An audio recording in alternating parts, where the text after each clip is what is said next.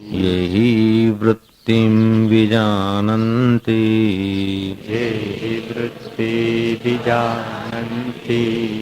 ज्ञात्वापि वर्धयन्ति ये ज्ञात्वापि वर्धयन्ति ये ज्ञात्वापि वर्धयन्ति ये ज्ञात्वापि वर्धयन्ति ये ते वै सत्पुरुषा धन्या ते वै सत्पुरुषा धन्या ते वै सत्पुरुषा धन्या ते वै सत्पुरुषा धन्या वन्द्यस्ते भुवनत्रये वन्द्यास्ते भुवनत्रये वन्द्यस्ते भुवनत्रये वन्द्यास्ते भुवनत्रये।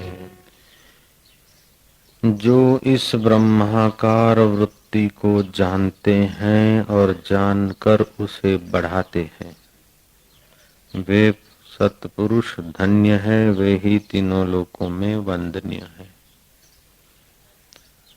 जो ब्रह्माकार वृत्ति को नहीं जानते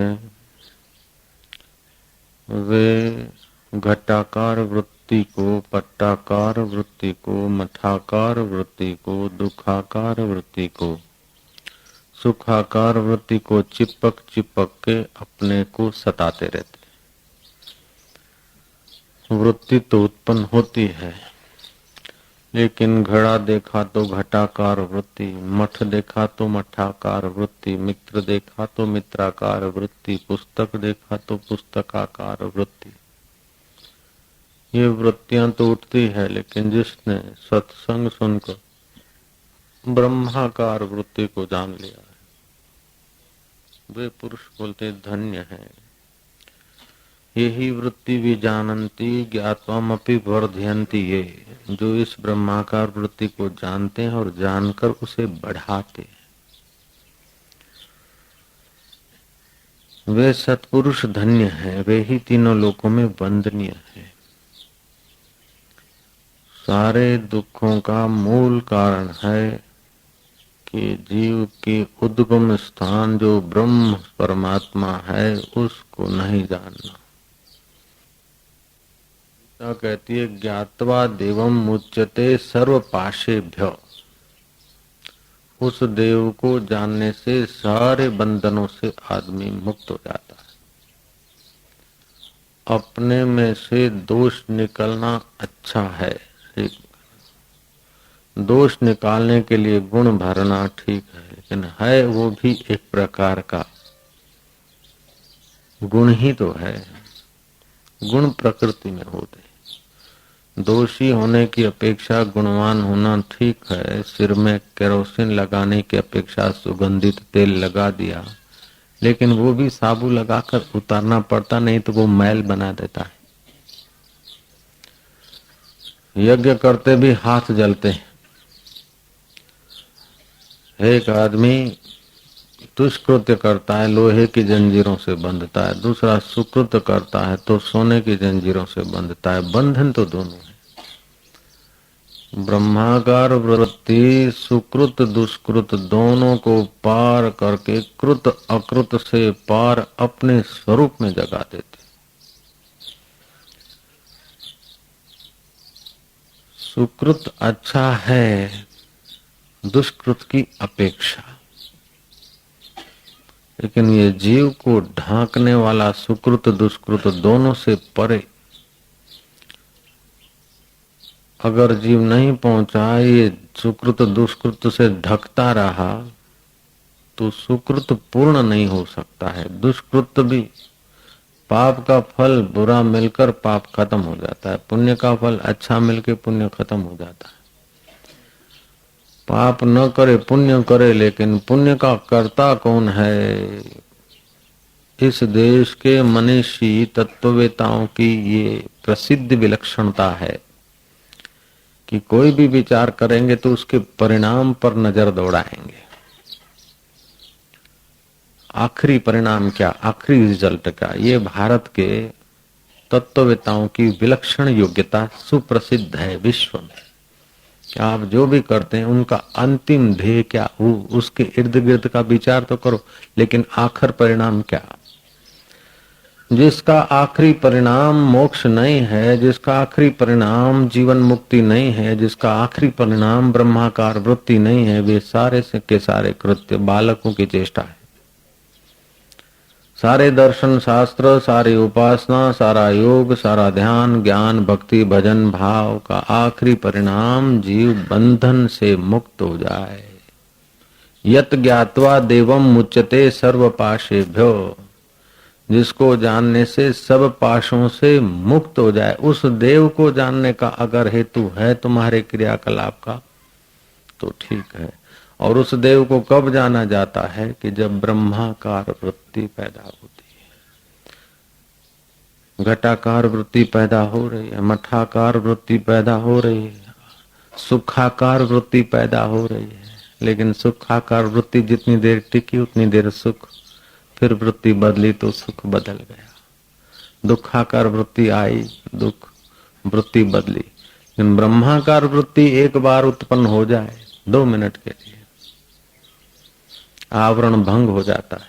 फिर सुख दुख में सतबुद्धि नहीं रहती, मान अपमान में सतबुद्धि नहीं रहती है, पुण्य पाप में सतबुद्धि नहीं रहती, विक्षेप और समाधि में सतबुद्धि नहीं रहती। बहुत ऊंची बात है। ये ज्ञान पाने के लिए राजे महाराजे सिर में खाक लगाकर हाथ में कांसा लेकर संतों के द्वार। ये अपरोक्षानुभूति का 13वां श्लोक है। तो यही वृत्ति विजानन्ति ज्ञातम अपि वर्धयन्ते, उस ब्रह्माकार वृत्ति को जाने, ब्रह्माकार वृत्ति उत्पन्न करने की कला को जाने और उसको बढ़ाए। हकीकत में देखा जाए कि अब ऐहिक विज्ञान ने भी प्राचीन ऋषियों के सत्य के तरफ कुछ यात्रा की। वे भी आकर कहते हैं कि जाते जाते सबका सरवाला फिर एक में ही आता है। घूमते घूमते जहां से शुरू हो जाओ वहीं फिर आदमी पहुंच जाता है और सब एक से जुड़े हैं। जैसे हर व्यक्ति छोटा है बड़ा, एक तिनका हो चाहे वट वृक्ष हो, सूरज से जुड़ा है, पृथ्वी से जुड़ा है, एक से ही जुड़े हैं। वो पृथ्वी से ही जुड़े हैं, सूरज भी सबका एक से ही जुड़े हैं। आदमी बड़ा हो छोटा हो, अच्छा हो बुरा हो, कमाने वाला हो कि नुकसान करने वाला हो, लेकिन उसका शरीर सूर्य से जुड़ा है। विज्ञान की दृष्टि से देखो तो सूर्य जिससे जुड़ा है, चंद्रमा जिससे जुड़े हैं, आकाश जिससे जुड़ा है, तो तुम सूर्य से जुड़े हो, सूर्य जिससे जुड़ा है तो आप सीधे उससे ही जुड़े हो जिससे सूर्य जुड़ा है। जैसे यहाँ एक बल्ब वायर से जुड़ा है और मेरे रूम का दूसरा बल्ब वो भी तो वायर से जुड़ा है, लेकिन रास्ते में किसी झोंपड़े के घर जो बल्ब जल रहा है, बाबा जी की कुटिया का बल्ब और किसी के झोंपड़े का बल्ब, जुड़ा तो पावर हाउस से है। ऐसे ही प्राणी मात्र उस ब्रह्म परमात्मा से जुड़े हैं। जैसे सागर में छोटी तरंग होती है, बड़ी तरंग नदी में वमल होता है, वमल बनता है, फिर भंवर बनता है। लगता है कि भंवर वही का वही नहीं, भंवर में पानी आकर वो चला गया, फिर दूसरा आया उस भंवर में पानी। बहती सरिता में भंवर बनते, भंवर बने, वो पानी पसार हो गया, फिर दूसरा पानी आया। लगता है भंवर वही का वही, भंवर वही का वही नहीं, उसमें जो अंदर आया था पानी वो बदल गया। ऐसे ही लगता है कि हम वही के वही हैं, ये शरीर रूपी भंवर भी वही के वही लगते हैं, लेकिन इसमें सूक्ष्म सत्ताएं सूर्य की, जल की, तेज की आती है, पसार होती जाती है। हर श्वास में हम बदलते रहते हैं। हर श्वास में जिस भौतिक शरीर को बदलाहट मिलती है, जिसके आधार से वो चैतन्य अबदल आत्मा को खोजकर उसके आकार की वृत्ति बनाना, उसका नाम है ब्रह्माकार। वे धन्य लोग हैं। भगवताकार वृत्ति बनती है, इष्टाकार वृत्ति बनती है, स्मरणाकार वृत्ति बनती है, जब सुमरण होता है तो लगता है कि हमारा सुमरण चालू है। सुमरण चालू है, इन सुमरण चालू नहीं था तब, और सुमरण चालू है तब, और सुमरण छूट गया तब, जो जानता है वो कौन है? खोजन हार नु खोज ले, ढूंढन हार नु ढूंढ ले, आहा बेड़ा पार हो जाए। वे लोग धन्य हैं जो ब्रह्माकार वृत्ति को जानते हैं और जानकर जो बढ़ाते हैं। कल मैंने बताया था कि मारवाड़ में कोई सज्जन रहते थे, कलकत्ता कमाने को गए। जब कलकत्ता जा रहे थे कमाने को तो उनकी पत्नी गर्भवती थी। वे सज्जन 15-17 साल कलकत्ते में ही रह गए। पीछे इस वे जमाना नहीं था तार टपाल गाड़ियों का, पहले की बात। पीछे बच्चा 17 साल का हो गया। बच्चे ने बाप को नहीं देखा और बाप ने बच्चे को नहीं देखा। माँ कहती कि खबर करो, तेरा पिता कलकत्ता में गए हैं, बेटे अपने इतने दुखद दिन गुजार रहे हैं, तेरे पिता कमाए खाए होंगे, क्या होगा जरा जांच करो। बच्चा रवाना हो गया। वहां से बाप भी रवाना हुआ कि बहुत दिन हो गए, अपने घर जाऊं। बच्चा तो गरीबी में जी रहा था, मारे ठंड के फटा टूटा जो कुछ पहरा था, जो कुछ ओढ़ने का था, मैला मूला ओढ़ने का चदरिया फदरिया लेके किसी धर्मशाला में ठहरा। उसी धर्मशाला में जा ठहरा जहां वो कलकत्ते से चला हुआ पिता ठहरा था, स्वच्छ कमरे। लड़के की ये परिस्थिति देखकर छोटी सी खोली दे दी गई और लड़का मारे सर्दी का ठुठर भी रहा था और खांसी सर्दी कम हो गया तो उसको बेचारा खे खे कर रहा था। उस सेठ ने मैनेजर को बुलाया कि ऐसी सुंदर धर्मशाला कैसे कोढ़ियों को ठहरने को देते हो? नींद खराब हो रही, खां खूं खूं खूं कर रहा है, हटाओ इसको, निकालो। सही है तो 2 रुपए और हमारा चार्ज ज्यादा कर लो, लेकिन मेरी नींद खराब होती, मुझे अभी यात्रा और करनी है। वो लड़के को निकाल दिया। वो मारे फुटपाथ पे मारे बाहर सारी रात ठुठरता रहा। सेठ उतरे और देखा, कह रहे ऐसे बदतमीज नालायक लोग, इन धर्मशाला में ठहरने का तुम्हारा मुंह कहाँ से आया? तो बोले सेठ राजस्थान से। राजस्थान कहाँ से? सिरोही डिस्ट्रिक्ट में अमुक जगह। अरे वहां तो मेरा भी गांव है। तू कौन से कुल का है, कौन जात का है? कि जात तो मारवाड़ी है। कुल कौन है? फलाना। अरे तो तेरे बाप का नाम क्या है? छोकरे के आंखों में आंसू आ गए कि मेरे बाप का नाम अमुक अमुक है और मैं माता के पेट में था तब मेरे बाप कलकत्ता गए। बाप तो महाराज छोकरे की खांसी कहाँ चली गई, ठुठरन कहाँ चला गया, गले लगा दिया, मधुर लग गया। क्यों? कि मेरापन उसमें आ गया। जान लिया कि मेरा है तो सारे दोष गायब हो गए। लड़का भी अब फरियाद नहीं करता कि सेठ का सत्यानाश हो, मेरी नींद हराम करवाई, मेरे को बाहर निकाल दिया। अब फरियाद नहीं करेगा, अब बद्दुआ नहीं करेगा, क्योंकि मेरा पिता है, मेरा पुत्र है। अज्ञान दशा में एक दूसरे को धुतकार रहे थे, वो मन से धुतकार रहा था, बाप वाणी से भी धुतकार रहा था, लेकिन ज्ञात्वा देवम, उस देव को, एकत्व को जान लिया कि दोनों में एक ही रक्त है, गले लग गए। क्रोध कब होता है? कि जब दूसरा दिखता है। चिंता भय कब होता है? कि दूसरा दिखता है। काम कब होता है? कि जब दूसरा दिखता है। आप कितने भी सुंदर हो, आपको अपने ऊपर काम विकार नहीं होगा। चाहे स्त्री हो चाहे पुरुष हो, अपने आप ऊपर काम नहीं होता है, काम दूसरे पर होता है। ये कामाकार वृत्ति है। अगर जिस पर काम होता है उसमें भी अपने चैतन्य को देख लो तो काम राम में बदल जाएगा, ब्रह्माकार भय प्रेम में बदल जाएगा, घृणा स्नेह में बदल जाएगी। बाहर से आप व्यवहार अनुरूप लेना देना हंसना रोना करेंगे, लेकिन अंदर से आपको लगेगा जैसे आपकी 5 उंगलियां भिन्न भिन्न हैं। सिर के बाल, दाढ़ी के बाल, रोमकूप, पैर की उंगलियां अलग हैं, अलग ढंग से, कान अलग ढंग से। ये अलग अलग होते हुए भी कुल मिला के तो आप ही है ना। जैसे इस देह में भिन्न भिन्न होते पुर्जे भी सब कुल मिलाकर एक अभिन्न सत्ता से संचालित हैं और अभिन्न सत्ता के लिए ही सब काम कर रहे हैं, ऐसे ही पूरे ब्रह्मांड में जो भिन्न भिन्न क्रियाकलाप है वो अभिन्न चैतन्य से संचालित है और उसी के मिलने को ही सब यात्रा कर रहे हैं। देर सबेर सब उधर ही को जाएंगे, चाहे पापी हो, हजारों जन्म के बाद जाए, लाखों जन्म के, लेकिन वहीं जाएगा। देर सबेर वहीं पहुंचना पड़ेगा, तो क्यों अपने अभिन्न शीघ्रता से वहां यात्रा क्यों न कर ले, वो ताजी खिचड़ी क्यों न खा ले। कथा बताता हूँ ना कई बार, वो मुल्ला जी ने बोला कि तुम्हारी खिचड़ी हम नहीं खाते, बमन के पड़े रहे रात भर, देखा कि कोई देने को तो आया नहीं, सुबह वो बासी खिचड़ी खाने लग गए। लड़का ने पूछा कि रात को तो इनकार कर दिया कि तुम्हारी खिचड़ी नहीं खाते, अब बासी क्यों खा? बोले जाइए तो कहाँ जाइए, जख मरी और खिचड़ी खाई है, जाइए तो कहाँ जाइए, बासी करके भी खाई है, जाइए तो कहाँ जाइए। जख मार के इस जीव को देर सबेर उस ब्रह्माकार वृत्ति के जगत में पहुंचना पड़ता है।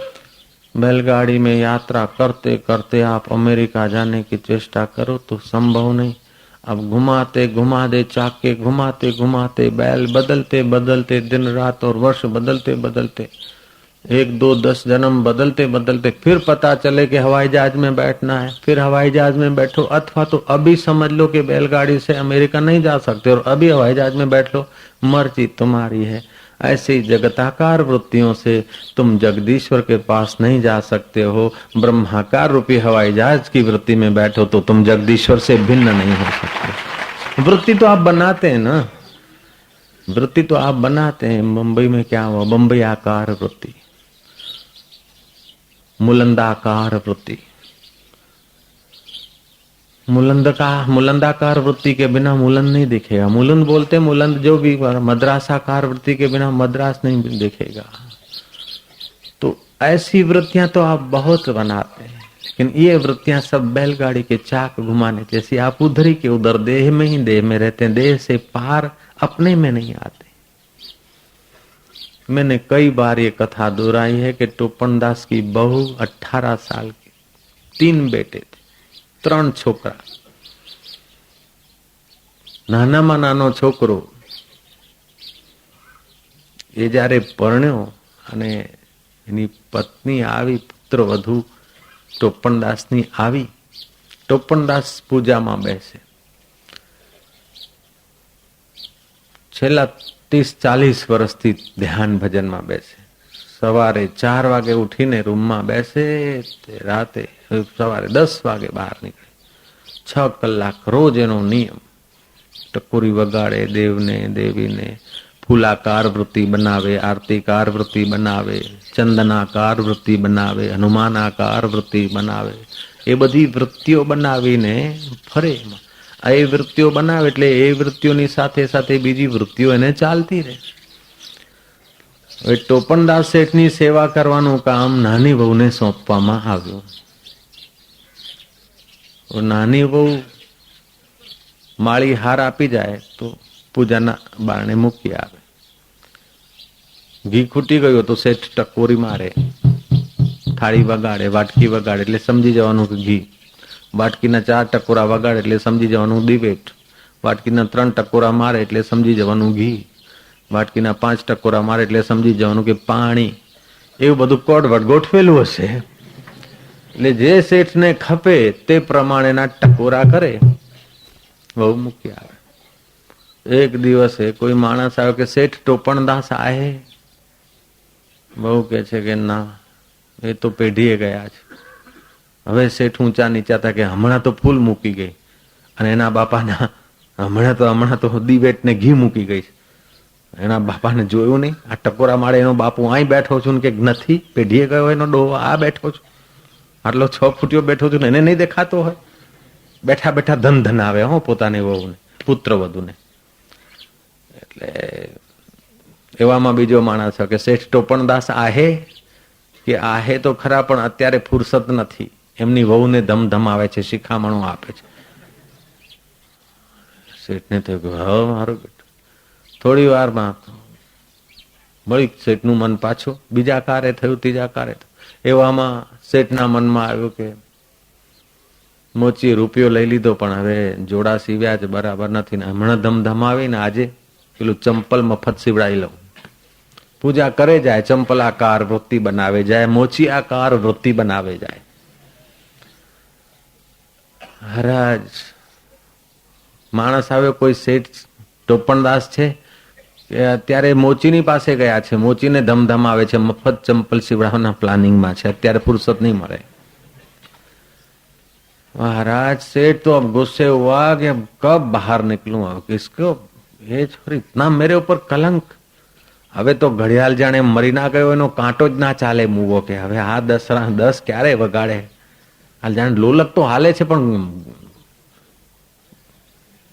કાંટા જ નથી ચાલતા. પૂજા કરે જાય અને કાંટાકાર વૃત્તિ બનાવી જાય, પૂજા કરે જાય. થોડા સમયમાં અનેક વૃત્તિઓ ઉત્પન્ન થાય તો માણસનો ટાઈમ જાય નહીં જલ્દીથી.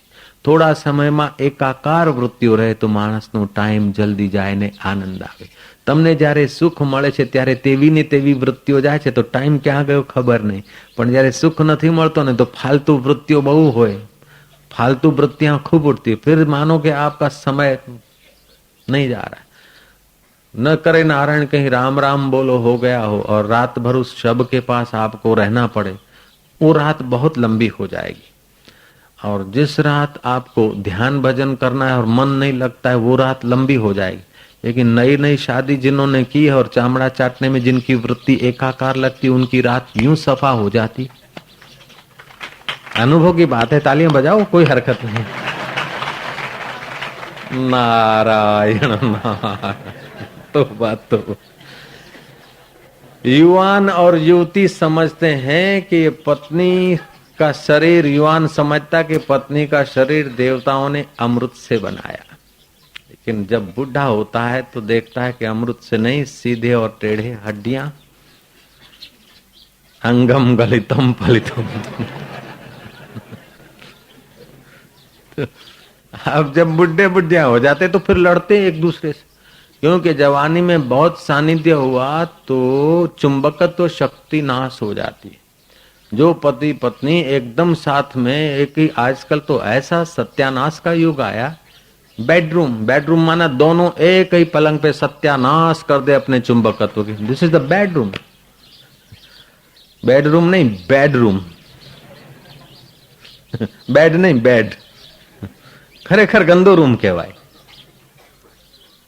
साथ में पुरुष और स्त्री साथ में अगर आराम करते हैं तो पुरुष में जो पुरुषत्व का गुरु चुंबकत्व होता है, स्त्री का स्त्रीत्व का चुंबकत्व होता है, वो साथ में ज्यादा समय आराम करने से लो हो जाता है. जैसे सेल पड़े पड़े रहे बैटरी में, तांबे पीतल की बैटरी में, तो सेल डाउन हो जाते हैं कि नहीं. ऐसे ही ये जगताकार वृत्ति को आप जानते हैं, इसको जानते इसलिए मजा आता है. ब्रह्माकार वृत्ति सुनते हैं, जानते नहीं इसलिए कठिन लगता है. जय राम जी की. तो अगर मैं प्राइम मिनिस्टर बनता तो मैं यही कोशिश करता कि वो बेडरूम अलग रहे और हर पुरुष पत्नी को शादी विवाह के समय नारी धर्म पुस्तक अवश्य पढ़ना चाहिए और ब्रह्मचर्य पुस्तक अवश्य पढ़ना चाहिए. ऐसा मैं कायदा बना देता. बच्चों को तेजस्वी कैसे बनाना चाहिए, और बच्चा जब शिशु बालक जन्म लेता है तो उसकी जिह्वा पर ओमकार लिखना चाहिए. और जो लोग सत्संगी हैं उन्हें ऑपरेशन नहीं कराना चाहिए, ऐसा मैं कायदा बना देता. और जो सत्संगी नहीं है और काम चेष्टा से प्रेरित होकर बालक को जन्म देते हैं, वो तो सगाई के समय एक दूसरे के ऑपरेशन करा देते. कोई भाई काम से बच्चा पैदा होता है वो कामी होता है, और ममता से बच्चा जो पैदा होता है वो बेईमान होता है. नौकर की गोद में जो बच्चा पलता है वो निर्दयी होता है, लेकिन पवित्र पिता और संयमी माता और संयमी पिता के कुख से जो बालक पैदा होते हैं वो देश के, विश्व के और परमात्मा के प्यारे हो जाते. गंगा किनारे कुछ साधु मिले थे उच्च कक्षा के. उन्होंने कहा कि अब देश को पवित्र व्यक्ति, साहसी व्यक्तियों की जरूरत है। इसलिए जो लोग सत्संगी हैं, वे लोग देश की दूसरी सेवा न कर सके तो कम से कम 4-4, 5-5 बच्चे देश को पवित्र बच्चे दे जाएं। वे लोग अगर ऑपरेशन कराएंगे तो देश में कुतरा छाप बच्चे बहुत हो जाएंगे, मंकी ब्रांड बन जाएंगे। इसलिए जो सत्संगी हैं वे और कुछ नहीं तो देश को 2-4 बेटे तो देके जाएं, कम से कम 4-5 बेटे तो होने ही चाहिए सत्संगी लोगों के। जय राम जी की। बाकी के लोग जो हैं कुसंगी हैं, शराबी हैं, कबाबी हैं, चाय के बिना नहीं चलता है, बीड़ी के बिना नहीं चलता है, दारू के बिना नहीं चलता, वो लोग तो महाराज शादी के पहले सगाई के दिन ही ऑपरेशन करा लें तो कोई हरकत नहीं, अच्छा है, देश के लिए भला होगा। जय राम जी की। खैर ये सब अपने अपने विचार हैं, लेकिन मुझे ये विचार अच्छे लगे, तुमको अच्छे लगते होंगे। हाँ। खैर बात में वो बता रहा था, घड़ी का कांटा नहीं घूम रहा है। बड़ी मुश्किल से 10 बजे सेठ जी नियम पूरा करके तो बाहर आए, लेकिन ब्रह्माकार वृत्ति नहीं है। अभी बहू को डांटने की वृत्ति है ना। पूजा के रूम में होते हुए भी सेठ कोई और रूम में है। सत्वगुण से दयालु वृत्ति बनती है, रजोगुण से अहंकारी वृत्ति बनती है और तमोगुण से द्वेषाकार वृत्ति बनती है। वृत्ति जब द्वेषाकार बनी समझो तमोगुण और रजोगुण का मिश्रण बढ़ गया। वृत्ति में दया आई, सत्वगुण आया। वृत्ति में शांति आई, प्रेम आया, आनंद आया, दान पुण्य आया, ये है सत्वगुण है। लेकिन सत्वगुण की वृत्ति भी टिकती नहीं, रजोगुण की भी वृत्ति टिकती नहीं, तमोगुण की वृत्ति भी नहीं टिकती, बदलती रहती है। ब्रह्माकार वृत्ति वह है कि बदलने वाले को बदलने वाला समझ के अबदल का साक्षात्कार कर ले, उसका नाम है ब्रह्माकार वृत्ति।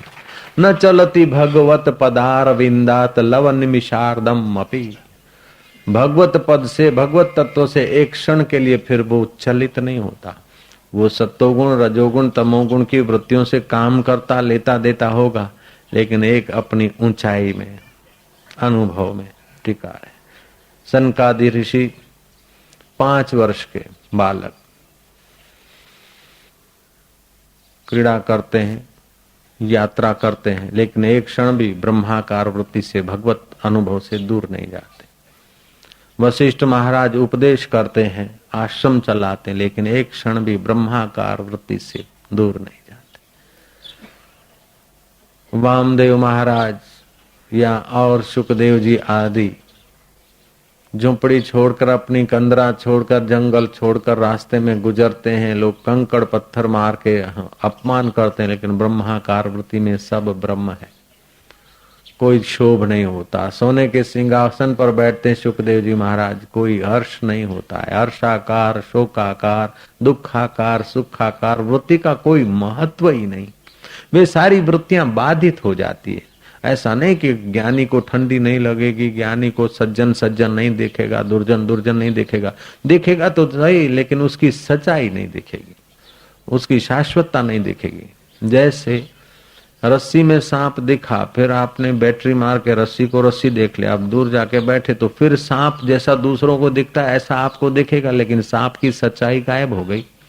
ऐसे ही अच्छापना बुरापना की गहरी जो सच्चाई है वो गायब हो गई। सांप का मूल जो है रस्सी, उसको एक बार जान लिया तो फिर 10 बार सांप दिखे तो कोई हरकत नहीं।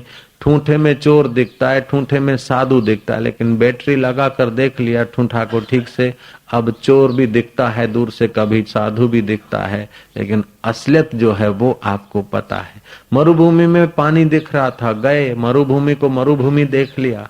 अब आप आकर अपने आसन पर बैठे और 10 दोस्त आए, मित्र, चलो यार जरा नहा के आए, वो उधर पानी। आप समझाते कि कोई सार नहीं, मैं देख कर आया हूं, मरुभूमि है, झांझवानू जड़। मित्र बोलते नहीं यार चलो, तुम क्या आलसी होके बैठे, चलो। 10 आदमी वो है, 11वां आपने भी बाल्टी साथ में ले ली। 10 वो जा रहे हैं सत्य बुद्धि से और आप जा रहे हैं विनोद बुद्धि से। आपके पैर उस उत्साह से नहीं उठेंगे जिस उत्साह से उनके उठ रहे हैं, लेकिन आपके पैर उठ रहे हैं तो विनोद मात्र से, आपके पैरों में कुछ और पायल बज रही। वो 10 जाएंगे, जब निराश होंगे, दुखी होंगे तो पश्चाताप करेंगे और आप हंसेंगे कि मैं तो कह ही रहा था ना। ऐसे ही ब्रह्माकार वृत्ति उठी तो जगत के लोगों के साथ आप यथा योग्य व्यवहार करेंगे, लेकिन जगत के लोग जगत से जो सुख पकड़ने की कोशिश करते हैं, आपको पता है कि ये कुछ नहीं पकड़ सकते। जैसे मरुभूमि में पानी नहीं मिलता, ऐसे संसार में कोई स्थिर सुख मिलता ही नहीं, आपको पता रहेगा। इसलिए आपको संसार का आकर्षण नहीं रहेगा। और जो लोग संसार के आकर्षण से भागे जा रहे हैं, उनको देखकर आपको अंदर गली गली होगी। कभी आप उनको कंपनी दे देंगे ताकि वो बेचारे परेशान ना हो, इसलिए मैं समझाता उनको वहां ले जाऊं ताकि दुख न हो ज्यादा, बाद में ले आऊं कि वो कुछ नहीं था। तो ज्ञानी भी हम लोगों के साथ चलेगा, खाएगा, पिएगा, लेगा, देगा, लेकिन समझाएगा कि ये समझाने के लिए कि यहाँ कुछ नहीं, जहां तुम भागे जा रहे हो। पहले निर्धन थे, हम धनवान हो गए। पहले निरक्षर थे, अभी विद्वान हो गए। पहले अप्रसिद्ध थे, अब प्रसिद्ध हो गए। सत्य की दुनिया में आपने एक कौड़ी भी नहीं कमाया। ये जो प्रसिद्ध, अप्रसिद्ध, निर्धन और धनवान, बुद्धिमान और साक्षर और निरक्षर, ये सारा का सारा तुम्हारा प्राकृतिक शरीर और प्राकृतिक बुद्धि तक असर करता है। तुमने अपने लिए एक कौड़ी भी नहीं कमाई। लोग समझते कि पहले निर्धन थे, अब बड़ा काम कर लिया, अब करोड़पति हो गए, बड़ा काम कर लिया। कुछ नहीं किया। ब्रह्मवेताओं की दृष्टि से देखा जाए तो कुछ नहीं किया, फूटी कौड़ी भी नहीं कमाया। પેલા તો મારે કે મહેસાણા તાલુકામાં નાનું ઘર હતું ને હવે સુરતમાં ટાઈમ બગલા કર્યા, તું ટેર કરની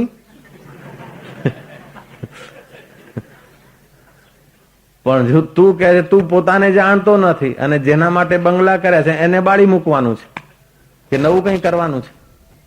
મત કર રે ગર્વ ગુમાન, ગુલાબી રંગ ઉડી જાવે ગો, ફીકો પડી જાવે ગો, પાછો નહીં આવે ગો, માટી में મળી જાવે ગो, અઠે બળી જાવે गो, काई रे लायो भाया काई ले जावेगो।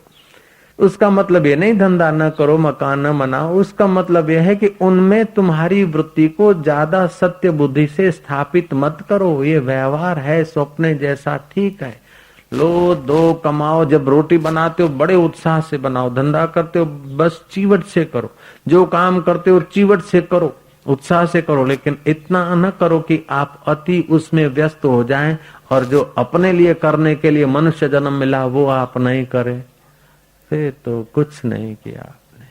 मैं टोपन दास की बात नहीं छोड़ूंगा। टोपन दास ने बहू को बुलाया, हेडांच। हेडांच माना कम हियर, અહીં આય। એમ પટેલ આમ કડવા પટેલ આમ ખુડકીમાં આવીને બોલે ને તેમ ટોપન દાસ બી આમ કોક વખતે તો આમ હેડાંચ પટેલ ઓમ આય। રૂમમાં બેઠો તો દીવો મૂકી ગઈ, ફૂલવાળાએ માળા દીધી, ફૂલ મૂકી ગઈ, દિવેટ મૂકી ગઈ અને કે સૌરો વિવાહ પેઢી તે પણસજી પેઢી 8 બજે વીંગવા 10 વાગ્યાથી પહેલા તો બહાર ના। अब क्रोधाकार वृत्ति बनी, ब्रह्माकार वृत्ति नहीं बनी।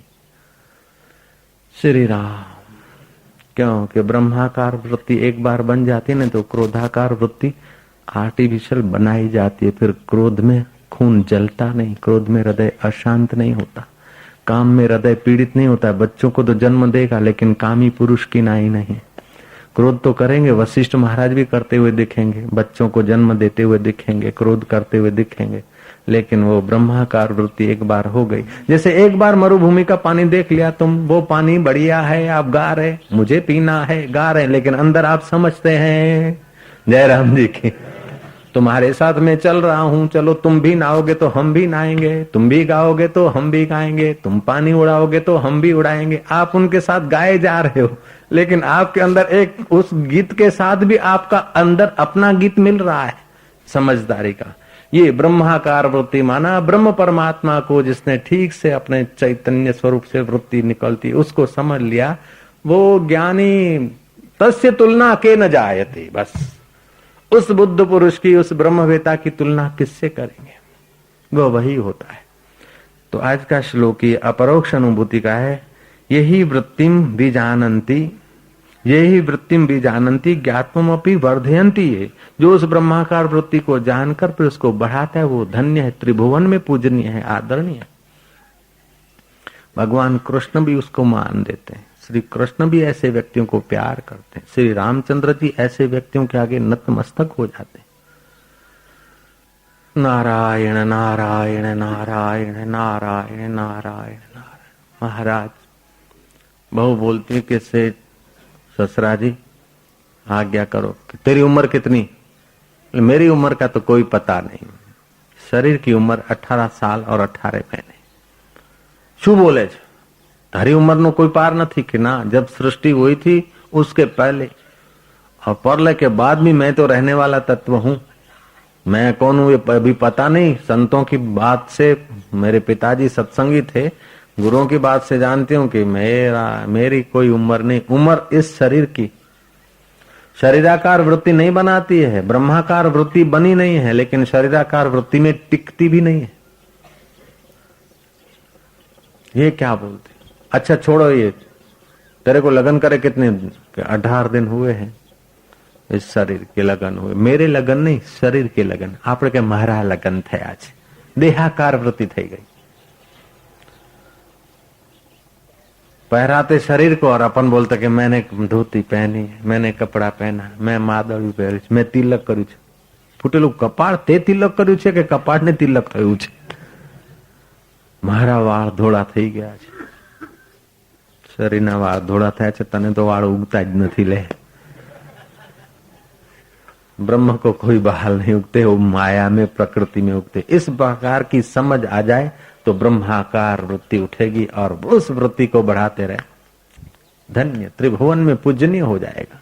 देवता लोग ऐसे का आदर करते, देवता लोग ऐसे पुरुष का पूजन करके, ऐसे पुरुषों के शिष्यों का पूजन करके देवता अपना भाग्य बना लेते। वो ब्रह्माकार वृत्ति की महिमा। लड़की को डांट रहे ससुरा जी कि मैं तो पूजा के रूम में था, कि ससुरा जी आपका शरीर पूजा के रूम में था, आपका मन पेढ़ी पे था, इसलिए मैंने बोल दिया। अब सरसरा की आवाज में थोड़ी नम्रता आई, क्योंकि अपनी गलती दिखती है। अच्छा तो बेटा फिर दूसरी बार मैंने तो तेरे को डांटा नहीं था कि ससुरा जी आप बोल रहे थे कि कल की छोरी आई ऐसा वैसा, आप आमली खा रहे थे अंदर कमरे में बैठे बैठा आमली खाता था।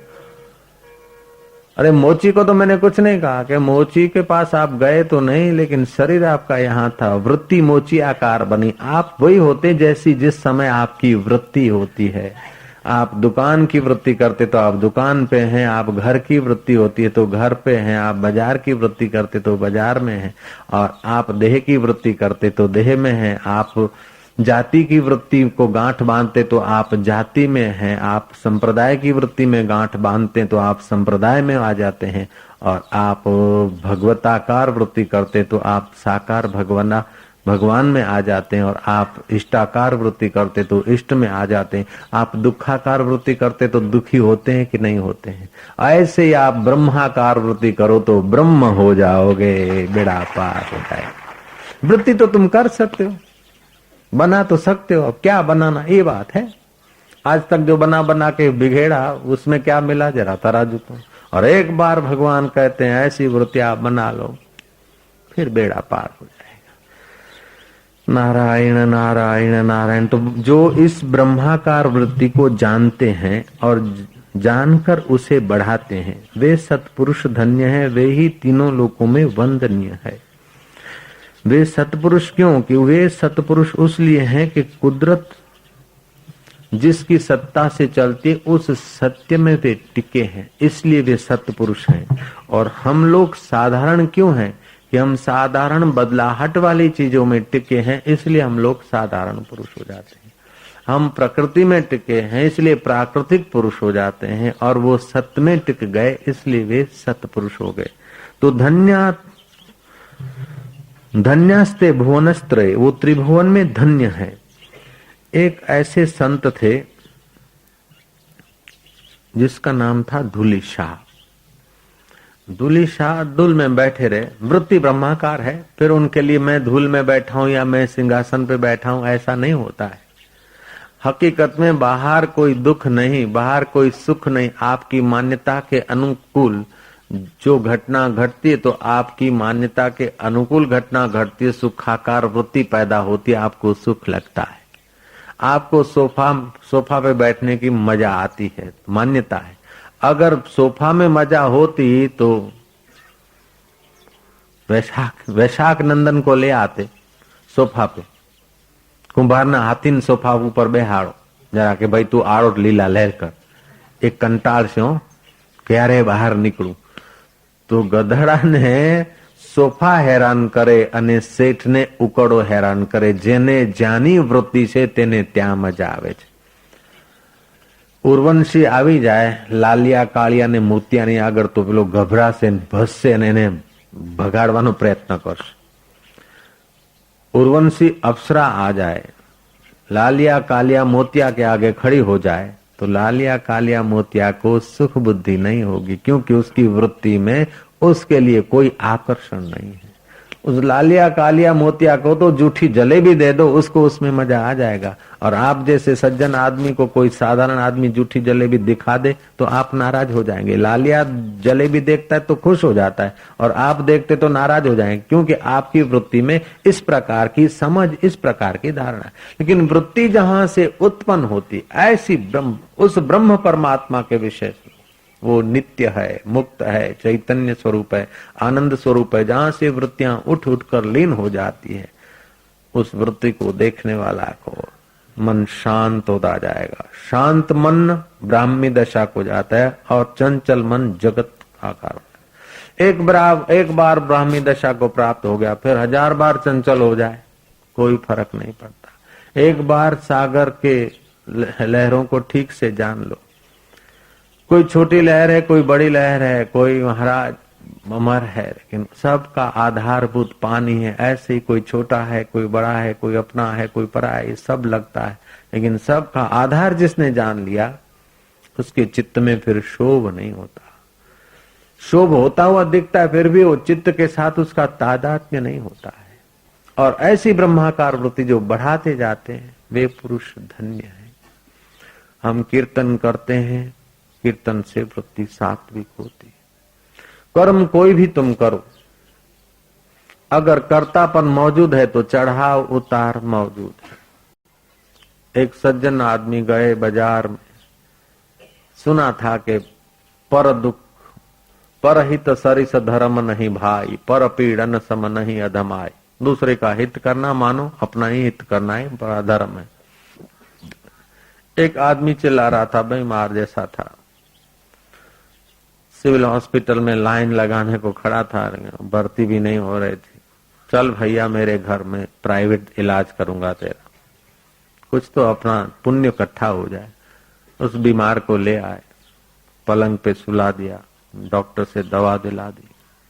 मन में आया कि ऐसा आज तक कोई सेठ नहीं होगा, इस प्रकार का मरीजों को अपने घर में लाके सुला दे. मैंने कितना सुंदर काम किया, कितना पुण्य काम किया. लाए थे, दया आ गई सत्कर्म करने की, ये सत्व गुण था. मैंने पुण्य काम किया, मैं को तो असली रूप में जानता नहीं है, कर्ता बन के हुआ कि मैंने पुण्य कर्म किया. ये रजोगुण वृत्ति हो गई. अब रजोगुण वृत्ति आई, फिर बीमार तो बीमार ठहरा, उसके शरीर से थोड़ा मवाद निकला और सफेद स्वच्छ चादर पर दाग. ये कैसा है? इतने में वो खांसा और थूक दिया. कान पकड़ के बाहर निकाल दिया कि तुम्हारे जैसे आदमी फुटपाथ के अधिकारी नालायक कहीं के, ऐसे घर में तुम रह सकते हो? इससे तो नहीं लाते तो अच्छा था. यज्ञ करते भी हाथ कभी कभी जल जाते, ऐसे अच्छा काम करते करते भी कभी अहम आ जाता है और अहम के बाद फिर तमोगुण आ जाता है, तो आदमी फिर डामाडोल होता रहता है, चढ़ उतर होता. अगर ब्रह्माकार वृत्ति उठती और फिर उसको ले आते अथवा न ले आते, कोई फर्क नहीं पड़ता. ले आए तो उसमें परमात्मा का रूप देखकर सेवा कर लेते तो वृत्ति कुछ बनती. लेकिन मैं अच्छा हूं और ऐसे मरीज पर और सेठ कौन इतना दयालु हो सकता है? अपने घर में अपने पलंग पे सुलाकर उसका इलाज कर रहा हूं. उसका इलाज कर रहा हूं तो देह में अहम आ गया ना. मैं ही इतने में ही मैं हूं ना, उसमें नहीं हूं, उसमें नहीं, उसमें नहीं. हकीकत में आप एक दूसरे से जुड़े हैं. आप जो श्वास लेते हैं वो वनस्पति लेती, वनस्पति जो श्वास छोड़ती वो आप लेते. आपके भाई भांडू है वनस्पति. यहां तक कि और मनुष्य और आप एक दूसरे से जुड़े हुए हो. पृथ्वी की दृष्टि से देखा जाए तो तुम्हारा फिजिकल शरीर पृथ्वी माता है सबकी और सब पृथ्वी से जुड़े हैं. सूरज की दृष्टि से देखा जाए तो एक ही सूरज से हमारा जीवन जुड़ा है. सूरज वहां ठंडा हो जाए तो आप कहेंगे नहीं कि हम मर जाएंगे. विज्ञानी नहीं बताएंगे कि सूरज ठंडा हो गया आप व्यवस्था करो, वो स्वयं ही उस समय खत्म हो जाएगी. तो आप सूरज से जुड़े हैं, आपका स्थूल शरीर पृथ्वी से जुड़ा है, वायु से जुड़ा है, आकाश से जुड़ा है। तो 5 भूतों से ही सारा पंच भौतिक विस्तार। तो सूक्ष्म से स्थूल होता है। जब गुलाब का फूल या पौधा दिखता है तो सूक्ष्म सूरज के किरण पीता है, पृथ्वी के सूक्ष्म कण खाता है, और गुलाब जो है ना सूक्ष्म वस्तु पीते पीते स्थूल हो जाता है, सूक्ष्म कण पीते पीते पेड़ गड़ा हो जाता है, कट्ठा थड़ बन जाता है मोटा। तो सूक्ष्म में से स्थूल हुआ। आपने अन्न जल खाया, सूक्ष्म खाया, धीरे धीरे उसमें से अस्थियां बन गई, अब कड़ी बन गई, और समय पाकर वे जल जाएंगी, फिर सूक्ष्म हो जाएगी। ऐसे ही बाष्प से पानी, पानी से बर्फ, बर्फ से पानी, फिर पानी से बर्फ। तो हकीकत में मूल पानी का है। उसको फ्रीज में रख दो तो ठंडा हो जाएगा, मोटा हो जाएगा पानी, और अग्नि पे रख दो तो सूक्ष्म हो जाएगा, और अपनी जगह पे रख दो तो वो ठंडी भी छोड़ देगा, गर्मी भी छोड़ देगा। ऐसे ही मूल तुम्हारा स्वभाव शांत है। अनुकूलता मिली तो आपकी वृत्ति स्थूल हो जाएगी, प्रतिकूलता मिली तो आपकी वृत्ति और हो जाएगी। साधन भजन मिला और सेवा पूजा मिली तो आपकी वृत्ति थोड़ी सूक्ष्म हो जाएगी। लेकिन आप अपने को ब्रह्म रूप में जानेंगे तो फिर पानी का रंग कैसा, जैसा मिलाओ वैसा। हाँ सबकी करना बेटे, लेकिन अपनी गली मत भूलना, तुम कहीं भी जाओ तो। अब अपने अपने घर जाओगे, अपने अपने व्यवहार में जाओगे, लेकिन गली अपनी याद रखना कि तुम्हारा व्यवहार नहीं शरीर का व्यवहार है, तुम्हारा घर नहीं शरीर का घर है। तुम्हारा घर तो वो है जो फकीरों का घर है, जो गुरुओं का घर है वो तुम्हारा घर है, जो प्रभु का घर है वो तुम्हारा घर है। अच्छा, इस घर में भी मेरा घर मानकर जाने की अपेक्षा हकीकत में वो घर जिसमें तुम मेरा करके जाते हो वो भी प्रभु का है। जो घर बना है ईंट चूने लोहे लकड़ से, वे चीजें प्रकृति की है, प्रकृति परमात्मा के है। तो कुम्हार ने ईंटें बनाई मिट्टी से, मिट्टी पानी अग्नि, तो मिट्टी पानी अग्नि किसी व्यक्ति की तो नहीं, ईश्वर की चीज है। तो ईश्वर की चीजों से ईंट बनी, ईश्वर की चीजों से चूना बना, ईश्वर की चीजों से लोहा बना, ईश्वर की चीजों से लक्कड़ बना। लोहा लक्कड़ ईंट चूना का मिश्रण करके तो व्यवस्थित घर बना। तो ये घर किसका हुआ? कि परमात्मा का घर हुआ। बरसात तुम बनाते हो? नहीं, ईश्वर बनाता है। जमीन तुमने बनाई कि ईश्वर की है? तो अन्न किसका हुआ? ईश्वर का हुआ। वो ईश्वर का अन्न खाकर बच्चे पैदा हुए, बच्चे मेरे मेरे ममता हो गए, ये परमात्मा के बच्चे। अपने बच्चों में से ममता हटाकर ईश्वर के बच्चे समझकर उनका लालन पालन करो, अंतःकरण शुद्ध हो जाएगा। लेकिन ये मेरे बच्चे हैं, 2 बेटे मेरे हैं, 3 बेटे मेरे हैं, अच्छा बनाऊं इनको, ऐसा करूं वैसा करूं, दूसरे का जो होगा। किसी के बेटे अनपढ़ रह जाएं तो हरकत नहीं, किसी के बेटे दुखी रह जाएं तो हरकत नहीं, लेकिन मेरे ये 3 बेटे बढ़िया हो, ये ममता है, ये देहाकार वृत्ति है। लेकिन किसी के जो दिखते हैं मूल तत्व उसी के वह हैं जिसके ये भी हैं। तो इस प्रकार की वृत्ति बनाओगे तो ब्रह्माकार वृत्ति खोलने में मदद मिल जाएगी। कभी अपने अड़ोस पड़ोस में देखो, अपने बच्चों को कम स्नेह करोगे तो चलेगा, लेकिन दूसरे जो दिख रहे हैं वहां द्वैत मिटाने के लिए उनको स्नेह करो। जो पराये हैं उनको अपना मानो, और जो अपने हैं उनको ठाकुर जी का मान लो। तुम्हारा धंधा व्यवहार सब बंदगी हो जाएगा, सेवा हो जाएगा। उधारा लेकर करवेशम, झूठ बोलकर, करप्शन करके, काला बाजार करके बच्चों को खिलाते पिलाते परिवार को बड़ा सुखी करने में लगते हैं। लेकिन कभी ऐसा नहीं हुआ कि मैं महीने में 2000 दान करता हूं मेरे घर में, कभी ऐसा नहीं हुआ। 1000 रुपया पगार है, 1000 रुपया रिश्वत लेके भी घर का पूरा करते हैं, लेकिन कभी ऐसा नहीं हुआ कि महीने में 2000 दान करता हूं। नहीं, क्यों? कि वहां ममता है, इसलिए दान का फल नहीं। 5 रुपया अगर किसी की सेवा में लगा देते तो अंतःकरण राजी होता है कि आज अच्छा काम किया मैंने, सत्कर्म किया मैंने, दान किया, क्योंकि ममता नहीं। और क्या है? आदमी मर जाए तो यमपुरी में जाता है, सेठ से पूछा कि क्या पुण्य किया? बोले मैंने अपने 2 लड़कों को वकील बनाया, 3 बेटियों को 50-50 हजार दहेज दिया, 1.5 लाख रुपया दान किया। बोले वो दान नहीं है, वो तो तुमने काम से प्रेरित होकर जन्म दिया उनको, और ये तुम्हारी जवाबदारी है। बाकी का क्या तुमने किया? बोले वो तो कुछ नहीं, कोई सत्संगी जा रहा था, रास्ते से थोड़ा कंकड़ पत्थर पड़े थे, हटा दिए। हाँ, उसका थोड़ा मिलेगा, बाकी बेटियों को दे दिया, बेटों को दे दिया, भाई को देकर आया, उसको दे के वो दान में नहीं गिना जाता है। आपने सुनी होगी कथा राजा बलि की। भूतपूर्व एक पौराणिक कथा है। एक शराबी आदमी जुआ शराब के नशे में और जीवन में ऐसा अस्त व्यस्त था, उसका संग किसी गणिका से हो गया। अपना जन्मदिन था, उस जन्मदिन पर और शराबी पान बीड़ा स्वस्तिकाकार बनाकर चांदी की थाली में ले जाकर अपनी प्रेयसी के पास हैप्पी बर्थडे सुनने को जा रहा था। जरा कुछ थोड़ा प्याली व्याली पी ली थी। जाते जाते रास्ते में ठोकर खाई और नशे में था, गिर पड़ा तो कुछ देर पड़ा रहा। वो ऐसी जगह थी कि पहले कोई संत पुरुष वहां थोड़ा शिवालय बनाकर शिवलिंग स्थापित करके ध्यानस्थ होते थे, और उस शिव में जो शिवलिंग ऐसा है गोलाकार, ऐसा ही हमारा मस्तिष्क है, तो यहाँ भी तू शिव है, वहां भी शिव है, चित्त को एकाग्र करता हूं, ऐसे करके उस ब्रह्मवेता ने ब्रह्माकार वृत्ति बनाई थी। उस जगह पर शराबी गिर पड़ा था। वो संत तो चल बसे थे कई वर्ष पहले, वो टूटी फूटी डेरी जैसी थी।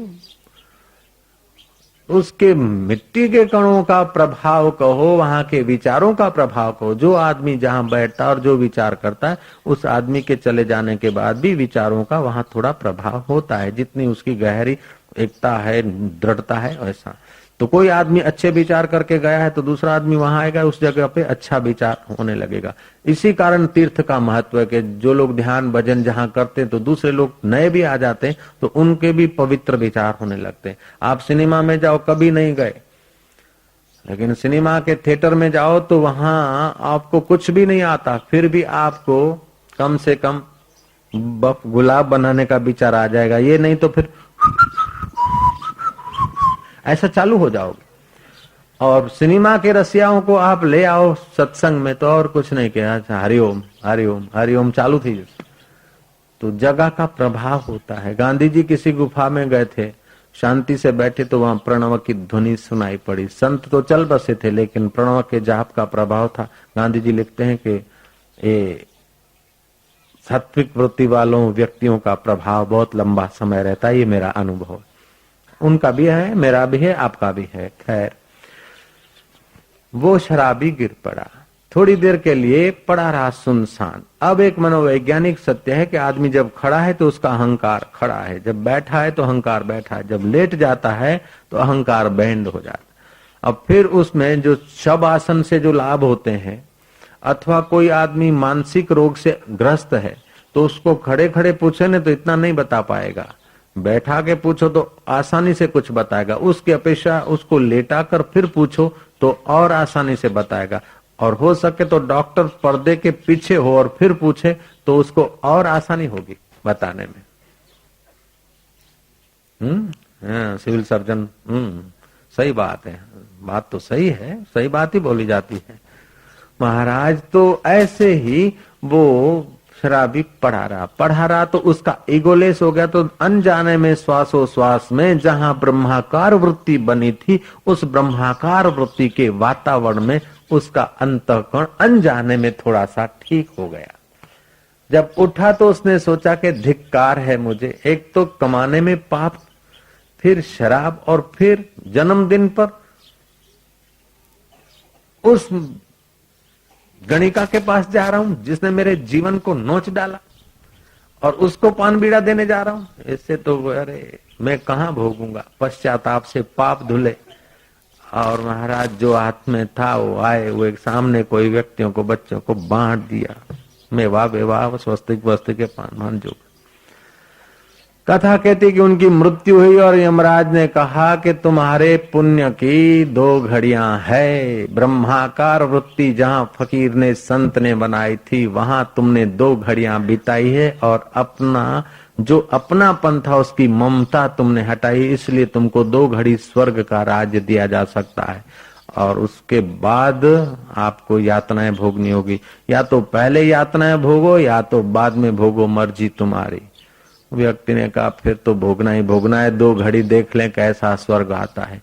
तो मैं 2 घड़ी अच्छी जगह पे रहा और फिर दान किया तो मेरे को इतना इतना स्वर्ग का सुख मिल रहा है। हाँ, सोचा कि 2 घड़ी में तो फिर स्वर्ग छोड़ना है। महाराज मंच पे बैठे आवाहन किया वशिष्ठ महाराज का और कामधेनु गाय उठा के उनको दे दी। विश्वामित्र का आवाहन किया, उच्च श्रवा घोड़ा उनको दे दिया। कौंडिन्य ऋषि का आवाहन करके ऐरावत उनको दे डाला। स्वर्ग की जो विभूतियां थी वो ब्रह्मवेता पुरुषों को दे डाली धमाधम। 2 घड़ी पूरी हो गई। चित्रगुप्त भागता भागता आया कि अब आपको यातना सहाने वाले शरीरों में तो नहीं, लेकिन मनुष्य योनि में भी आप जाने के काबिल नहीं। आप सम्राट बनेंगे। कि सम्राट कैसे बनूंगा? कि आपने ब्रह्माकार वृत्ति पैदा हुई ऐसे पुरुषों के जगह पर रहे थे और सत्कर्म किया था, और यहाँ स्वर्ग में आकर भी आपने भोग नहीं भोगे, भोग का परहित में खर्च कर दिया। इसलिए आपको राजा बलि के अवतार में जाना। वही व्यक्ति राजा बलि बनाए। राजा बलि ने कहा कि फिर स्मृति बनी रहे कि मैं सत्कर्म करता रहूं। बलि इतना दानी बना, इतना दानी बना कि उसके दान और परहित के कार्य से उसका प्रभाव बढ़ गया और तीनों लोकों में विजयी हो गया। राजा के प्रभाव से अपना आदमी इतना महान है तो दूसरे छोटे आदमियों की मनमुखता बढ़ गई। तो भगवान को जाकर देवों ने प्रार्थना की कि बलि का ऐसा प्रभाव बढ़ गया कि अब असुर देवताओं को परेशान करते हैं। भगवान ने कहा बलि को रावण की नहीं मारना संभव नहीं, बलि तो ना दार आत्मा है, उसको युद्ध के मैदान में ललकारना असंभव है। उसके आगे तो मेरे को छोटा होकर जाना पड़ेगा। भगवान वामन रूप लेकर आए और बलि के द्वार पर पहुंचे। ये जग जाहिर कथा है। और बलि ने भगवान को वरदान दे दिया और शुक्राचार्य समझा रहे हैं कि ये नन्हे मुन्ने दिख रहे हैं बटुक ब्राह्मण, लेकिन ये साक्षात विष्णु है और इतने विराट हो जाएंगे तो तेरा सब कुछ ले लेंगे। बोले सब कुछ लेने को भी आखिर तो नारायण आया, सब कुछ देने से नारायण अगर संतुष्ट होता है तो घाटा ही क्या है। तो बलि ने सब कुछ राज्य दे दिया। आशाराम तो ये कहता है कि तुम्हारा सचमुच में सब कुछ है नहीं, सब कुछ जिसका है वही तुम्हारा है। उसको तुम स्नेह करते हुए जगत का व्यवहार करना। रुपया पैसा यहाँ देने की कोई बात नहीं। आप कम से कम अपना मैं उसको देना और जो कुछ उसने दिया है उसका समझकर उसका सदुपयोग करना, तो शिविर में 4 चांद लग जाएंगे। बलि से सब ले लिया गया और बलि जब पाताल में भेजे गए, उसके पूर्व की कथा प्रण में है कि इंद्र को हुआ कि ऐसा बलि फिर कहीं बलवान होकर स्वर्ग न छीन ले, इसीलिए शत्रु को तो ठीक जगह पे पहुंचा देना चाहिए। इंद्र ने बलि की खोज की, लेकिन इंद्र को बलि मिला नहीं कहीं।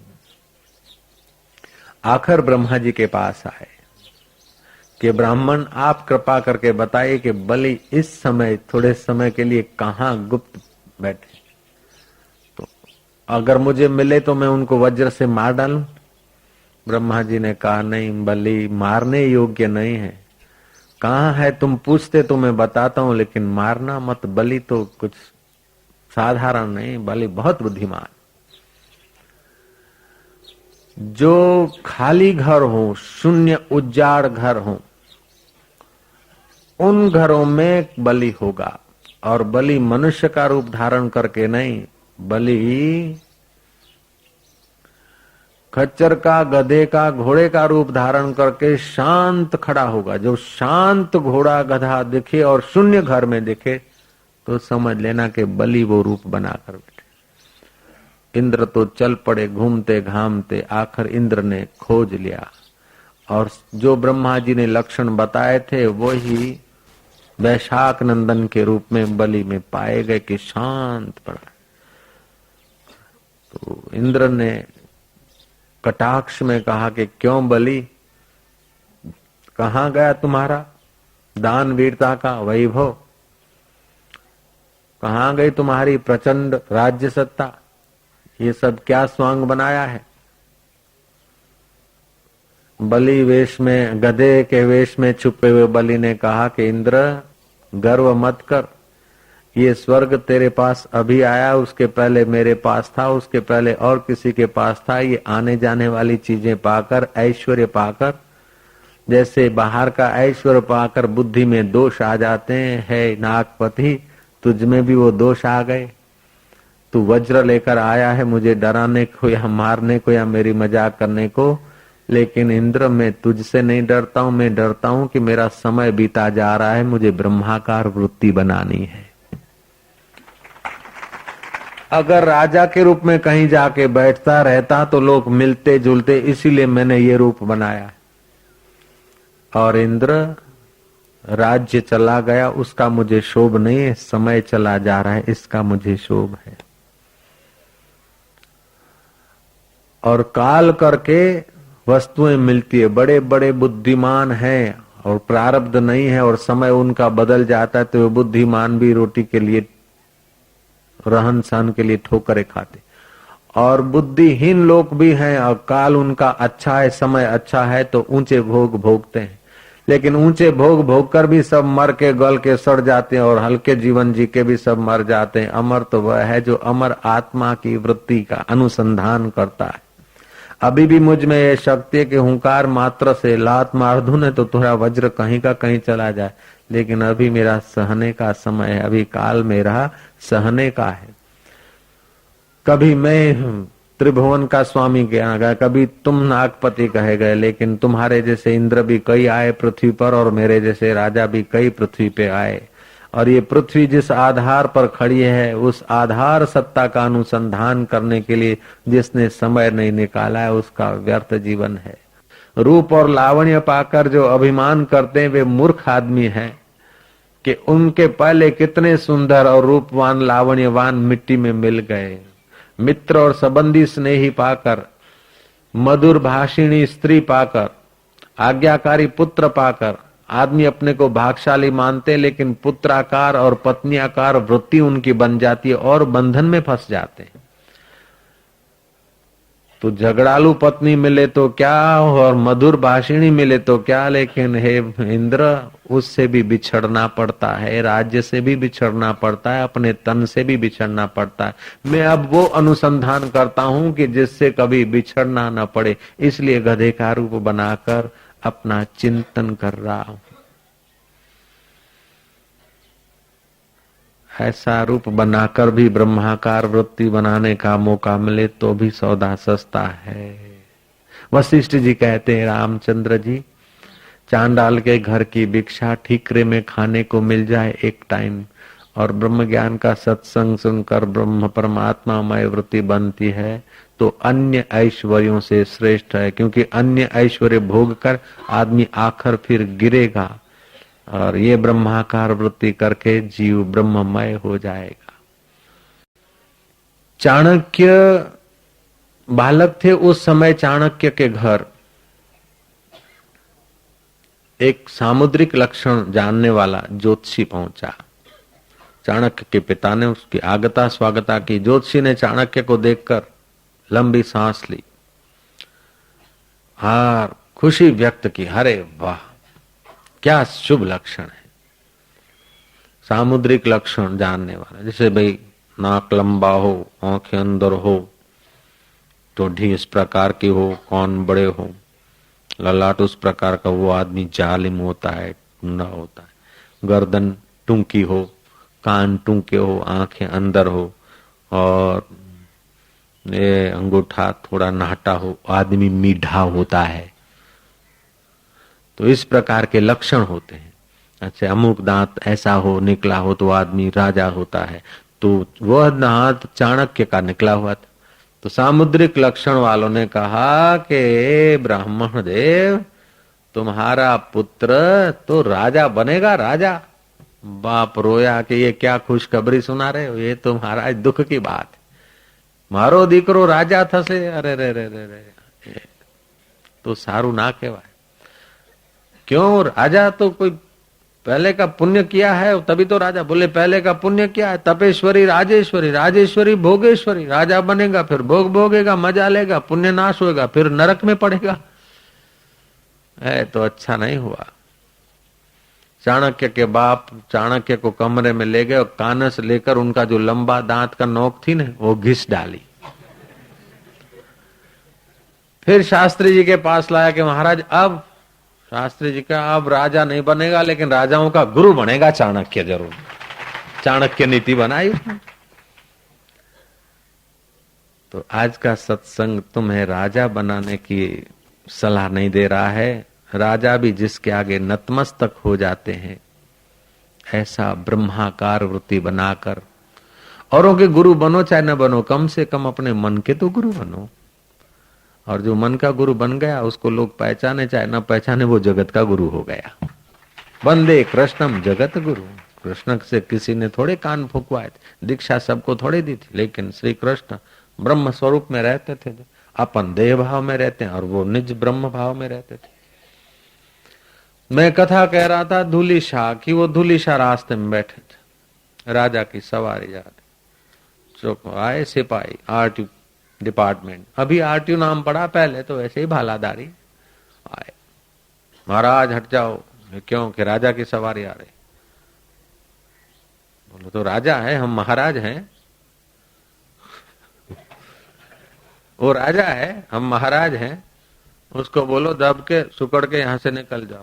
बोले महाराज अकेले राजा होते न तो निकल जाते, लेकिन उनके साथ बड़ा लंबा चौड़ा सरगस है, उनका जन्मदिन है, उत्सव है। बोले तो उसको बोलो कोई दूसरे रास्ते से निकल जाए, इधर महाराज बैठे। हो धूली शाह नाम के संत, उनकी ब्रह्माकार वृत्ति थी, मनोबल में ताकत थी, सिपाही कुछ कर नहीं सके। जिसकी ब्रह्माकार वृत्ति उत्पन्न हो गई है, वो अगर अड़ जाए तो उसके ऊपर किसी की हुकूमत नहीं चल सकती। अड़ जाए तो नहीं तो सहल है, उसकी मर्जी की बात है, यूं करके मिल लेता है, ये उसकी करुणा है। बाकी अड़ जाए उसको कोई डांट नहीं सकता, उसके ऊपर किसी का प्रभाव नहीं चल सकता। अहमद का टोपा तो पता है ना, श्री कृष्ण भी ऐसे ब्रह्माकार वृत्ति वाले अहमद से मिलने को आ जाते। दुर्वासा ऋषि को रथ में बैठाकर श्री कृष्ण रथ खींच लेते थे। श्राप तो देते हैं, वैसे श्राप देने से तप नाश हो जाता है, लेकिन दुर्वासा ऋषि आत्मवेता थे, ब्रह्माकार वृत्ति कर चुके थे। फिर दे मारे श्राप, कहां जाता है, इधर आप। 1 माइल से दूर से जा रहा था, बुलाया कि महाराज मैं तप करने गया था और देवी ने आशीर्वाद दिया मुझे पुत्र प्राप्ति हो जाएगी, जाओ। देवी का वरदान कैंसल। बेवकूफ कहीं का, दुर्वासा इधर बैठा और प्रणाम किए बिना चला गया, जाओ देवी का वरदान कैंसल। ऐसे खतरनाक श्राप दे देते थे। फिर भी दुर्वासा का तप क्षीण नहीं हुआ। क्यों? कि उनकी ब्रह्माकार वृत्ति हुई, उसको जो होने वाला था ऐसा दुर्वासा से निकल आया। केवल वो कहीं पुत्र पुत्र में कहीं फंस जाता। अब संत की नजर पड़ी है, वो फंसने की जगह उसकी काट दी श्राप देकर। उसको तो लगता है कि बाबा जी खतरनाक है, लेकिन खतरनाक है उसकी मुसीबत हटाने के लिए खतरनाक। डॉक्टर मरीज को खतरनाक लगे, नादान बच्चे को खतरनाक लगे, तो डॉक्टर खतरनाक थोड़े होते। सिविल सर्जन तुम तो घुमाते हो ना छुरी, उस समय अनजान लोग को लगे कि खतरनाक है। डॉक्टर उनकी डप्पी कौन धोते कि कोई अनजान माया है ना, कि डॉक्टरों को मुंह को तो डर ही नहीं होता, यूं घुमाते हैं, यूं काटते हैं। डर क्या हो, वो तो बेचारे तुम्हारे रोग निवृत्ति करते हैं। ऐसे ही दुर्वासा आदि जो श्राप आदि दे देते थे, वो हकीकत में भविष्य में होने आ रही उसकी जो घटना है वो बोल देते, अथवा तो वो ही बोलते जिससे उनका मंगल होता है। ब्रह्म ज्ञानी ते कछु बुरा न भया। जैसे माँ अपने बच्चे का बुरा नहीं कर सकती, तमाचा तो मार सकती है, कान भी खींच सकती है, भूखा भी रख सकती, आंख भी दिखा सकती, चॉकलेट भी दे सकती, जो भी करेगी। जितना प्यार चॉकलेट देने में है, सीरा खिलाने में है, उतना ही प्यार कड़वी दवा पिलाने में भी तो भरा है ना। जिसको ब्रह्माकार वृत्ति उत्पन्न होती है, उनके द्वारा जो भी व्यवहार होता है, नानक जी ने कहा ब्रह्म ज्ञानी ते कछु बुरा न भया, ब्रह्म ज्ञानी की सब ऊपर दया। धूली शाह ने डांट दिया कि राजा को बोलो उधर से चला जाए। महाराज एक फकीर है, धूली शाह बोलते हैं राजा साहब है, वो तो राजा है, प्रोसेस है तो दूसरी जगह से निकल जाए। हम तो राजाओं के राजा हैं, महाराज हैं, चक्रवर्ती हैं। साधु कैसे लगे महाराज? उनकी वाणी में कुछ था, इसलिए हम दम दाटी नहीं दे पाए उनको। राजा ने रथ रुकवाया, आगे आया, बोले महाराज प्रणाम हो बेटा, सुखी भव। तो बाबा जी आप जरा किनारे हो जाते, हमारे को निकलना। बोले किनारे, हम तो किनारे हैं ही, तुम किनारे हो जाओ अब। हम तो किनारे हैं, तुम किनारे हो जाओ। बोले आप किनारे कहाँ, आप तो बीच में बैठे हैं। अरे बीच में जो बैठा है वो बैठा है, हम तो अपने किनारे हैं। तू बीच में बैठा है, इधर की थप्पड़े खा रहा है, उधर की, मान की, अपमान की, सुख की, दुख की, मेरे की, तेरे की, तू थप्पड़े खा रहा है, हम तो किनारे बैठे। बोले महाराज आप बोलते हम राजाओं के राजा है, तो आपके पास तो कोई जमीन जागीर तो है नहीं, आप राजाओं के राजा कैसे? बोले हमारी जमीन जागीर, हमारा राज्य तुमको नहीं दिखता है। बोले राज्य नहीं दिखे तो सेना तो होनी चाहिए। बोले मेरे पास वो नश्वर संपत्ति नहीं है जो सैनिकों को पगार देकर संपत्ति की सुरक्षा करनी पड़े। मेरे पास वो शाश्वत संपत्ति है जिसको रखने के लिए सैनिकों की जरूरत नहीं पड़ती, अपने आप संपत्ति टिकी रहती, वो मेरे पास। बोले महाराज आपका भूमि इलाका? बोले इलाका जहां जाऊं वहां तक का इलाका, जहां तक नजर पड़ती हो सब मेरा इलाका। ये तो राजा के पास तो महाराज फौज होती है, फौज नहीं है आपके पास, तो खजाना कहाँ है? बोले मेरा कोई व्यक्तिगत खर्च ही नहीं है, भूख लगती तो तेरे जैसे कई सेवक आके खिला देते, तो फिर खजाना रखने की जरूरत क्या? बोले महाराज मेरे तो नौकर चाकर हैं, आपको तो कोई कहाँ है नौकर चाकर? बोले तेरे नौकर चाकर तो इस राज्य में तेरी चाकरी करेंगे और पगार लेंगे। मैं तो जहां भी जाता हूँ मनुष्य नहीं तो देव, गंधर्व, किन्नर एक दूसरे को प्रेरित करके मेरी सेवा करते रहते। आज तक एक दिन भी भूखा नहीं रहा हूं, तू तो कभी भूखा भी रहा होगा, कभी चिंतित भी रहा होगा। राजा पर एक मधुर निगाह पड़ी। राजा ने देखा कि बाहर से तो हमारे ताज है, सुवर्ण है, ये है, वो है, हमारी छड़ी पुकारने वाले, लेकिन इनके आंखों में जो मस्ती है, इनके चेहरे पर जो निश्चिंतता है, वो सुख मेरे को कहा। ऐसी घटना एक बार घटी थी श्री कृष्ण युधिष्ठिर अर्जुन के साथ। अर्जुन कृष्ण युधिष्ठिर गए जंगल में घूमने को। घूमते घामते श्री कृष्ण वहीं ले गए जहां एक फकीर, एक संत ब्रह्माकार वृत्ति में मस्त रहने वाले मिले। श्री कृष्ण ने उनको देखा, युधिष्ठिर ने देखा, अर्जुन ने देखा। देखते देखते चारों के चार रोना शुरू कर दिया। चारों रोए।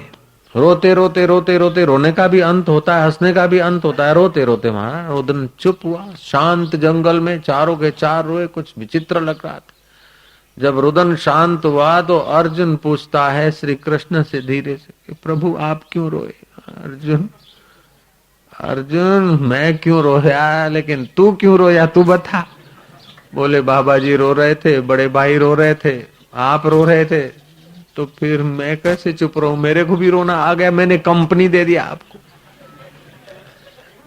एक मनोवैज्ञानिक तथ्य है और ध्वनि जगत की सत्यता है कि आप घर में 10 तंबूरे 5 तंबूरे रख दो और उनको छुओ मत। एक तंबूरा आप बजाते साज तो उसमें भी सूक्ष्म तरंग उठते हैं। सरोवर में पानी शांत हो, हवाएं स्थिर हो गई हो, तो आपको लगेगा पानी शांत है, लेकिन उसमें भी सूक्ष्म आंदोलन चल रहे हैं। आप जब साज बजाते हैं तो आपकी साज की ध्वनि भी काफी इलाके, एरिया तक असर करती है। आप विचार करते तो आपके विचार के वेव्स भी काफी एरिया तक असर करते हैं। आप चिंतन करते हैं तो सूक्ष्म आपका चिंतन, जितनी आपकी सच्चाई और एकाग्रता, उतना दूर दूर जाता है। ये टीवी में आप क्या देखते हैं? सूक्ष्म वेव्स तो देखते हैं, और क्या देखते हैं? जो तार के वायर के, एरियल के वायर के द्वारा घुस जाते हैं, और उनकी नाक भी दिखती है अभिनेत्री की, और आंख भी दिखती है, और आंख के पतले पतले बाल भी दिखते हैं। कैसे दिखते हैं? उससे भी सूक्ष्म वेव्स हैं। तो ये वेव्स जो यंत्र से पकड़े जाते हैं, उससे भी तुम्हारे विचार के वेव्स और सूक्ष्म होते हैं। मंत्र से भी सूक्ष्म होते हैं, और उससे भी सूक्ष्म तुम्हारा ब्रह्म परमात्मा है, जिससे ये सारे उठते हैं। महाराज चारों के चार रोए। अर्जुन कहता कि आप 3 रोने, उसके प्रभाव से मैं रो पड़ा। अच्छा तो बाबा जी क्यों रोए? बाबा जी से पूछा। बाबा जी बोलते मैं क्यों रोया वो बताऊंगा, लेकिन इससे युधिष्ठिर से पूछो। युधिष्ठिर सोचते हैं कि महाराज मैं तो इसलिए रोया कि कहाँ तो आपका मधुर जीवन, शांत जीवन, दो रोटी के टुकड़े टिकड़ बनाए खाए और परमात्मा स्वरूप में ब्रह्माकार वृत्ति में मस्त, और कहाँ हमने मनुष्य जन्म ये मेरा ये तेरा लड़ाई झगड़ा और एकत्रित करके फिर छोड़ के मर जाने में गंवाया। आज तक उस ब्रह्म परमात्मा को नहीं जाना जहां से हमारी बुद्धि को सत्ता मिलती है, जहां से हमारी आंख देखती है, जहां से कान सुनते हैं, जहां से मन सोचता है। अरे उस परमात्मा के लिए हमने समय नहीं निकाला, हमारा समय मेरे तेरे में बर्बाद हो गया। कहाँ आपका मधुर पवित्र जीवन और कहाँ हमारा राजसी जीवन। हम अपने बीते हुए समय पर रो रहे हैं कि हमने जिंदगी कहाँ बर्बाद कर दी महाराज, उसीलिए मुझे रोना आता है। लेकिन आप क्यों रोए प्रभु बताइए। ओ महाराज कहते मैं उसलिए रोया कि कृष्ण जैसे अवतारी पुरुष, साक्षात नारायण और युधिष्ठिर जैसे धर्मात्मा लोग, अर्जुन जैसा वीर, ऐसे प्रसिद्ध आदमी अगर मेरे पास आने लग गए तो अब साधारण आदमियों की भीड़ बढ़ जाएगी और मेरी ब्रह्माकार वृत्ति जो दिन दिन बढ़ाना चाहिए वो बढ़ाने का समय नहीं मिलेगा। समय लोग हमारा खा जाएंगे। ऐसा कोई पाप उदय हुआ है कि तुम्हारे जैसे प्रसिद्ध आदमी आए ताकि मेरा समय चला जाएगा। कौन सा पाप का फल है कि आज तुम लोगों को विधाता ने इधर प्रेरणा की, इसलिए मैं रो रहा हूं कि मेरा समय बर्बाद हो जाएगा। अर्जुन को लगा कि लो हमारा आना भी बाबा जी को पाप का फल लगता है। कितना कीमती टाइम होगा। जिनकी ब्रह्माकार वृत्ति उत्पन्न हो गई ना, उनको अगर लोगों का मान, धन, वैभव, वस्तु, सुविधाएं मिलती है, उनका चित्त इतना प्रसन्न नहीं होता। उनको एकांत मिलती है तो चित्त प्रसन्न होता है। अनजानी जगह में जितना खुश रहते हैं उतना जानी हुई जगह में वो मजे में नहीं रहते। क्योंकि फिर वो ये आया, ये लेना, वो देना, उसको संभालना, ये आ जाता है। फिर व्यवहाराकार वृत्ति, ब्रह्माकार वृत्ति बढ़ाने का समय उधर ही खर्च हो जाता है। हालांकि एक बार साक्षात्कार हो जाए तो उनकी मुक्ति में तो कोई बाधा नहीं, लेकिन ये प्रेम रस ऐसा है कि जितना पियो उतना कम, जितना पियो उतना कम। महाराज अर्जुन कहता है कि भगवान ऋषि का कहना भी सच्चा है, भैया का कहना भी सच्चा है और मेरा रोना भी सच्चा है। हमारा तीनों का तो ऑफिशियली है, लेकिन आप क्यों रोए। कृष्ण कहते हैं कि मैं इसलिए रोया कि अब कल युग आ रहा है। ऐसी ब्रह्माकार वृत्ति को महत्व देने वाले महात्मा नहीं के बराबर हो जाएंगे। कहीं कभी कोई होगा, और महात्मा कभी कोई होगा, लेकिन उस महात्मा को देखकर राजा अपने तुच्छ जीवन पर ग्लानि करके रोए और राजा भी ब्रह्माकार वृत्ति के लिए छटपटाए। ऐसे अभागे राजा भी नहीं। राजा भी भोग मिले, यश मिले, देश परदेश में डॉलर की थप्पी हो जाए बस, लेकिन ब्रह्माकार वृत्ति का तो ख्याल ही नहीं। बेचारे ऐसा हो जाए। मैं इसलिए रोया। और अगर ऐसे कोई विरले संत होंगे तो उन संतों को पहचानने वाले युधिष्ठिर जैसे राजा नहीं होंगे। ऐसा कलयुग आ रहा। मैं उसलिए रोया कि हाय रे हाय, जो ब्रह्म परमात्मा अपना आत्मा है उसके लिए वृत्ति पैदा नहीं करेंगे और लोग छोटी छोटी बातों में उलझेंगे, लड़ेंगे, झगड़ेंगे। जैसे कुत्ता मांस के लिए लड़ता है, पशु घास के पूड़े के लिए एक दूसरे को सींग ठोकते हैं, ऐसे आदमी तुच्छ नश्वर भोगों के लिए एक दूसरे से लड़ेंगे, जुलसेंगे। ऐसा युग आएगा।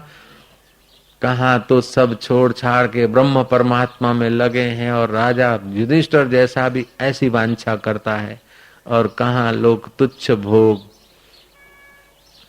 जिनसे कोई अर्थ सिद्ध ही नहीं होता है।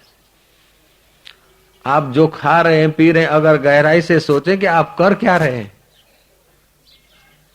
खाया पिया, खाद बन गया, खाद फिर उभर के आया और फिर खाया पिया, फिर चाहे पशु का खाद हो चाहे मनुष्य का खाद, आप खाद ही तो घुमा रहे हैं और क्या कर रहे हैं। मैंने तो 2 बेटे पैदा किए, लेकिन अनाज में से खातर बनाने की फैक्ट्री तो पैदा किया, और क्या किया। अगर ब्रह्माकार वृत्ति बेटे को नहीं करा रहे हैं तो बेटे पैदा करके क्या किया आपने।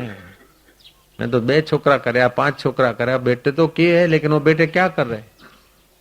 अन्न फल दूध आदि खाकर खाद बना रहे हैं, और क्या कर रहे हैं। खाद तो समझते ना, तो खातर बनावनी फैक्ट्री थी, बीजू शू थયું। नानी नानी फैक्ट्रीओ थी, पण खातर बनावनी फैक्ट्री बीजू शू। ब्रह्माकार वृत्ति जो लोग करते हैं वे धन्य हैं, वे बड़भागी हैं। दुर्वासा एक बार आवाज लगाते लगाते आए, है कोई माई का लाल, मुझे अतिथि बना दे। देवताओं ने सोचा दुर्वासा को अतिथि बनाए महापुण्य होगा, लेकिन देवता फिर हटके दुर्वासा है जरा नाराज हो जाए श्राप से, फिर गड़बड़। बोले मैं दुर्वासा हूँ, दुर्वासा मुझे अतिथि बनाने की जिसकी हिम्मत हो वो, जरा भी कोई गलती हुई तो धड़ाक से 1.5 मन का श्राप दूंगा। सब वापस महाराज। भूलोक भूअलोक जनलोक तपलोक घूमते घामते कोई भी उनको अतिथि बनाने की हिम्मत नहीं करता। आखिर वसुंधरा पर आए दुर्वासा। उनके पास गति थी लोक लोकांतर में जाने की। पहले के जमाने में लोगों का मानसिक बल बहुत तीव्र था, संकल्प बल से सशरीर जाते थे। अभी अभी कुछ वर्ष पहले भी कुछ योगी उड़ने का प्रयोग कर रहे थे, सफल भी हो जाते। खैर, ब्रह्माकार वृत्ति और उड़ने की वृत्ति में फर्क है। पानी पे चलने की सामर्थ्य आ जाती है। आप प्राण को जितने अंश में वश करते हैं, ये जो कुछ महापुरुष दिखाई देते हैं या दुनिया में ऊंचे दिखाई देते हैं, उन्होंने जितने जितने अंश में अपने प्राणों को, अपने मन को केंद्रित किया है, वश किया, उतनी उतनी उनकी आभा, उतना उतना उनकी मस्ती, उतना उतना उनकी योग्यता बढ़ी है। अगर आप प्राण को और मन को ठीक से वश कर लेते, प्राण को वश कर लेते हैं, तो आपको त्रिभुवन में कोई असाध्य काम नहीं, असंभव नहीं है। आप सूर्य की गति को रोक सकते हैं, तारों की और चंद्रमा की गति को रोक सकते हैं। इतनी प्राण शक्ति बीज रूप में आपके पास छुपी है। आप मरे हुए आदमी को जीवन दे सकते हैं और गुलाब के पौधे से आप मोतिया के पुष्प बरखा सकते हैं और मोतिया से गुलाब पैदा करा सकते हैं। आपके संकल्प में इतनी शक्ति। और तो क्या, आप चाहें तो दूसरी सृष्टि भी बना सकते हैं। बीज रूप में आपके पास ऐसी शक्ति पड़ी है, लेकिन आपकी वृत्तियां बिखरी हुई है, वृत्ति एकाग्र नहीं होती। 3 प्रकार की साधना की पद्धति होती है। संन्यास की साधना की पद्धति होती है निषेध आत्मक, सब मिथ्या मिथ्या मिथ्या मिथ्या नश्वर नश्वर करते हुए बाकी जो बचता है वह ब्रह्म, वहां ब्रह्माकार वृत्ति करने की पद्धति होती है। दूसरी होती है योगियों की दुनिया की पद्धति। निषेध भी नहीं करो और चिपको भी नहीं, वृत्ति को ही निरोध कर दो। वृत्तियां खाली करते जाओ, वृत्ति का पेट खाली करते करते एकाग्र करके परमात्मा में लगा। तीसरी होती है संसारी भक्तों के लिए साधना की पद्धति। वह पद्धति होती है कि वृत्ति जहां भी जाए वो भगवान का है, ठाकुर जी का है, प्रभु जी का है, ब्रह्म का है। तो ब्रह्म का, परमात्मा का समझ के तुम्हें अगर सुगंधी लेनी है तो कोई बात नहीं, फूल ले लो, ठाकुर जी को चढ़ा दो और फिर सूंघो। ये ठाकुर जी का प्रसाद है। भोजन तुम्हें खीर, रबड़ी, पौरी, पकौड़ा खाना है, आज तो ठाकुर जी, मेरे ठाकुर जी को पूरी खानी है, ठाकुर जी के लिए बनाया, अर्पण कर दिया। ओम पानाय स्वाहा, अपानाय स्वाहा, व्यानाय स्वाहा, उदानाय स्वाहा, समानाय स्वाहा। भोजन करा रहा हूं, मैं ठाकुर जी को खिला रहा हूं। तो हृदय में ठाकुर जी इस प्रकार की वृत्ति मजबूत हो जाएगी तो देर सबेर वह ठाकुर जी ही चैतन्य ब्रह्म है, ऐसा उपदेश देने वाले ज्ञानी महापुरुष की चाबी लग जाएगी और तुम्हारी ब्रह्माकार वृत्ति हो जाएगी। नहा रहा हूं तो मैं नहा रहा हूं नहीं, अब ठाकुर जी को स्नान कराता हूं, क्योंकि है तो सब ठाकुर ही ठाकुर है। तत्व से तो देखा जाए तो सब अभिन्न तत्व है। तो ठाकुर जी से ठाकुर जी को स्नान करा रहा हूं कि जल भी तू ही है और जल में स्नान करने वाला भी तू ही है, मैं बीच में कौन होता हूं। गंगे हर यमुने हर। सुबह स्नान करो ना, आपकी भावना से स्नान मधुर हो जाएगा। सुबह तो नींद में से उठकर पहले बैठो कि मैं शांत आत्मा ब्रह्म चैतन्य, ओम नारायण नारायण नारायण। बिस्तर छोड़ने के पहले गंगा, यमुना, गोदावरी के जल को मन से कल्प के स्नान कर लो। फिर मन को भी अपने मय में स्नान करा लो। फिर महाराज कोई सुंदर सुहानी पुस्तक हो, उसके विचार थोड़े पढ़ो। ब्रह्माकार वृत्ति जगाने में जो मदद देती हो आत्मज्ञान, उन्हीं विचारों में फिर अपना दिनचर्या चालू करो। ब्रह्माकार वृत्ति होने में मदद मिल जाएगी। कार्य करने के पहले, कार्य करने के बाद काम करने के पहले आराम होता है, काम करने के बाद भी आराम होता है, तो कार्य भी आराम करने के लिए ही होते हैं। ऐसा कर्म हम करते हैं कि जो करते ही रहे, आऊ थे એટલે થતું જ રહે। नहीं, कर्म का फल क्या कि जो कर्म करें उन कर्मों से आप निवृत्त हो जाएं, आपके चित्त में निवृत्ति आ जाए, आपके चित्त में उपरामता आ जाए भोग भोगने की, तब तो भोग सार्थक हो गया। लेकिन वो भोग भोगते भोगते भोगते अपने को सता सता के खपा दे तो भोग को आपने नहीं भोगा, भोग ने आपको खत्म कर दिया। महाराज फिर अपना दिनचर्या का काम करे। कार्य करने के पहले मन बुद्धि में जो विचार उठते हैं उस मुझ चैतन्य आत्मा से सो हम, फिर कार्य करते करते बीच में एक आध मिनट चले गए ब्रह्म परमात्मा। कार्य फिनिश हुआ तो कार्य का परिणाम होगा धन, यश, सफलता, असफलता। सफलता आए तो भी समझ लो कि आई हुई चीज है, और विफलता आए तो समझ लो आई हुई चीज है। मान आए तो समझ लो आई हुई चीज है, अपमान आए तो समझ लो आई हुई चीज है।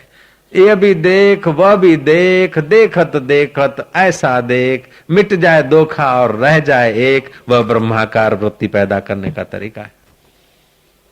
इस प्रकार बार बार अगर सावधान रहे और आदमी में सातत्य हो, संसारी व्यवहार करने वाले में अगर उस प्रकार की वृत्ति बनाने का सातत्य हो, तो थोड़े ही महीनों में बहुत उसका जीवन ऊंचा आ जाएगा, उसका व्यवहार भी मधुर होने लगेगा। सफलता भी होगी, कभी विफलता भी होनी है तो पहले जितनी चोट नहीं लगेगी। सफलता भी होगी तो पहले जितना राग नहीं होगा। जिसका राग कम होता जा रहा है, द्वेष कम होता जा रहा है, तमे आगळ वधी रह्या छो के पाछळ जई रह्या छो।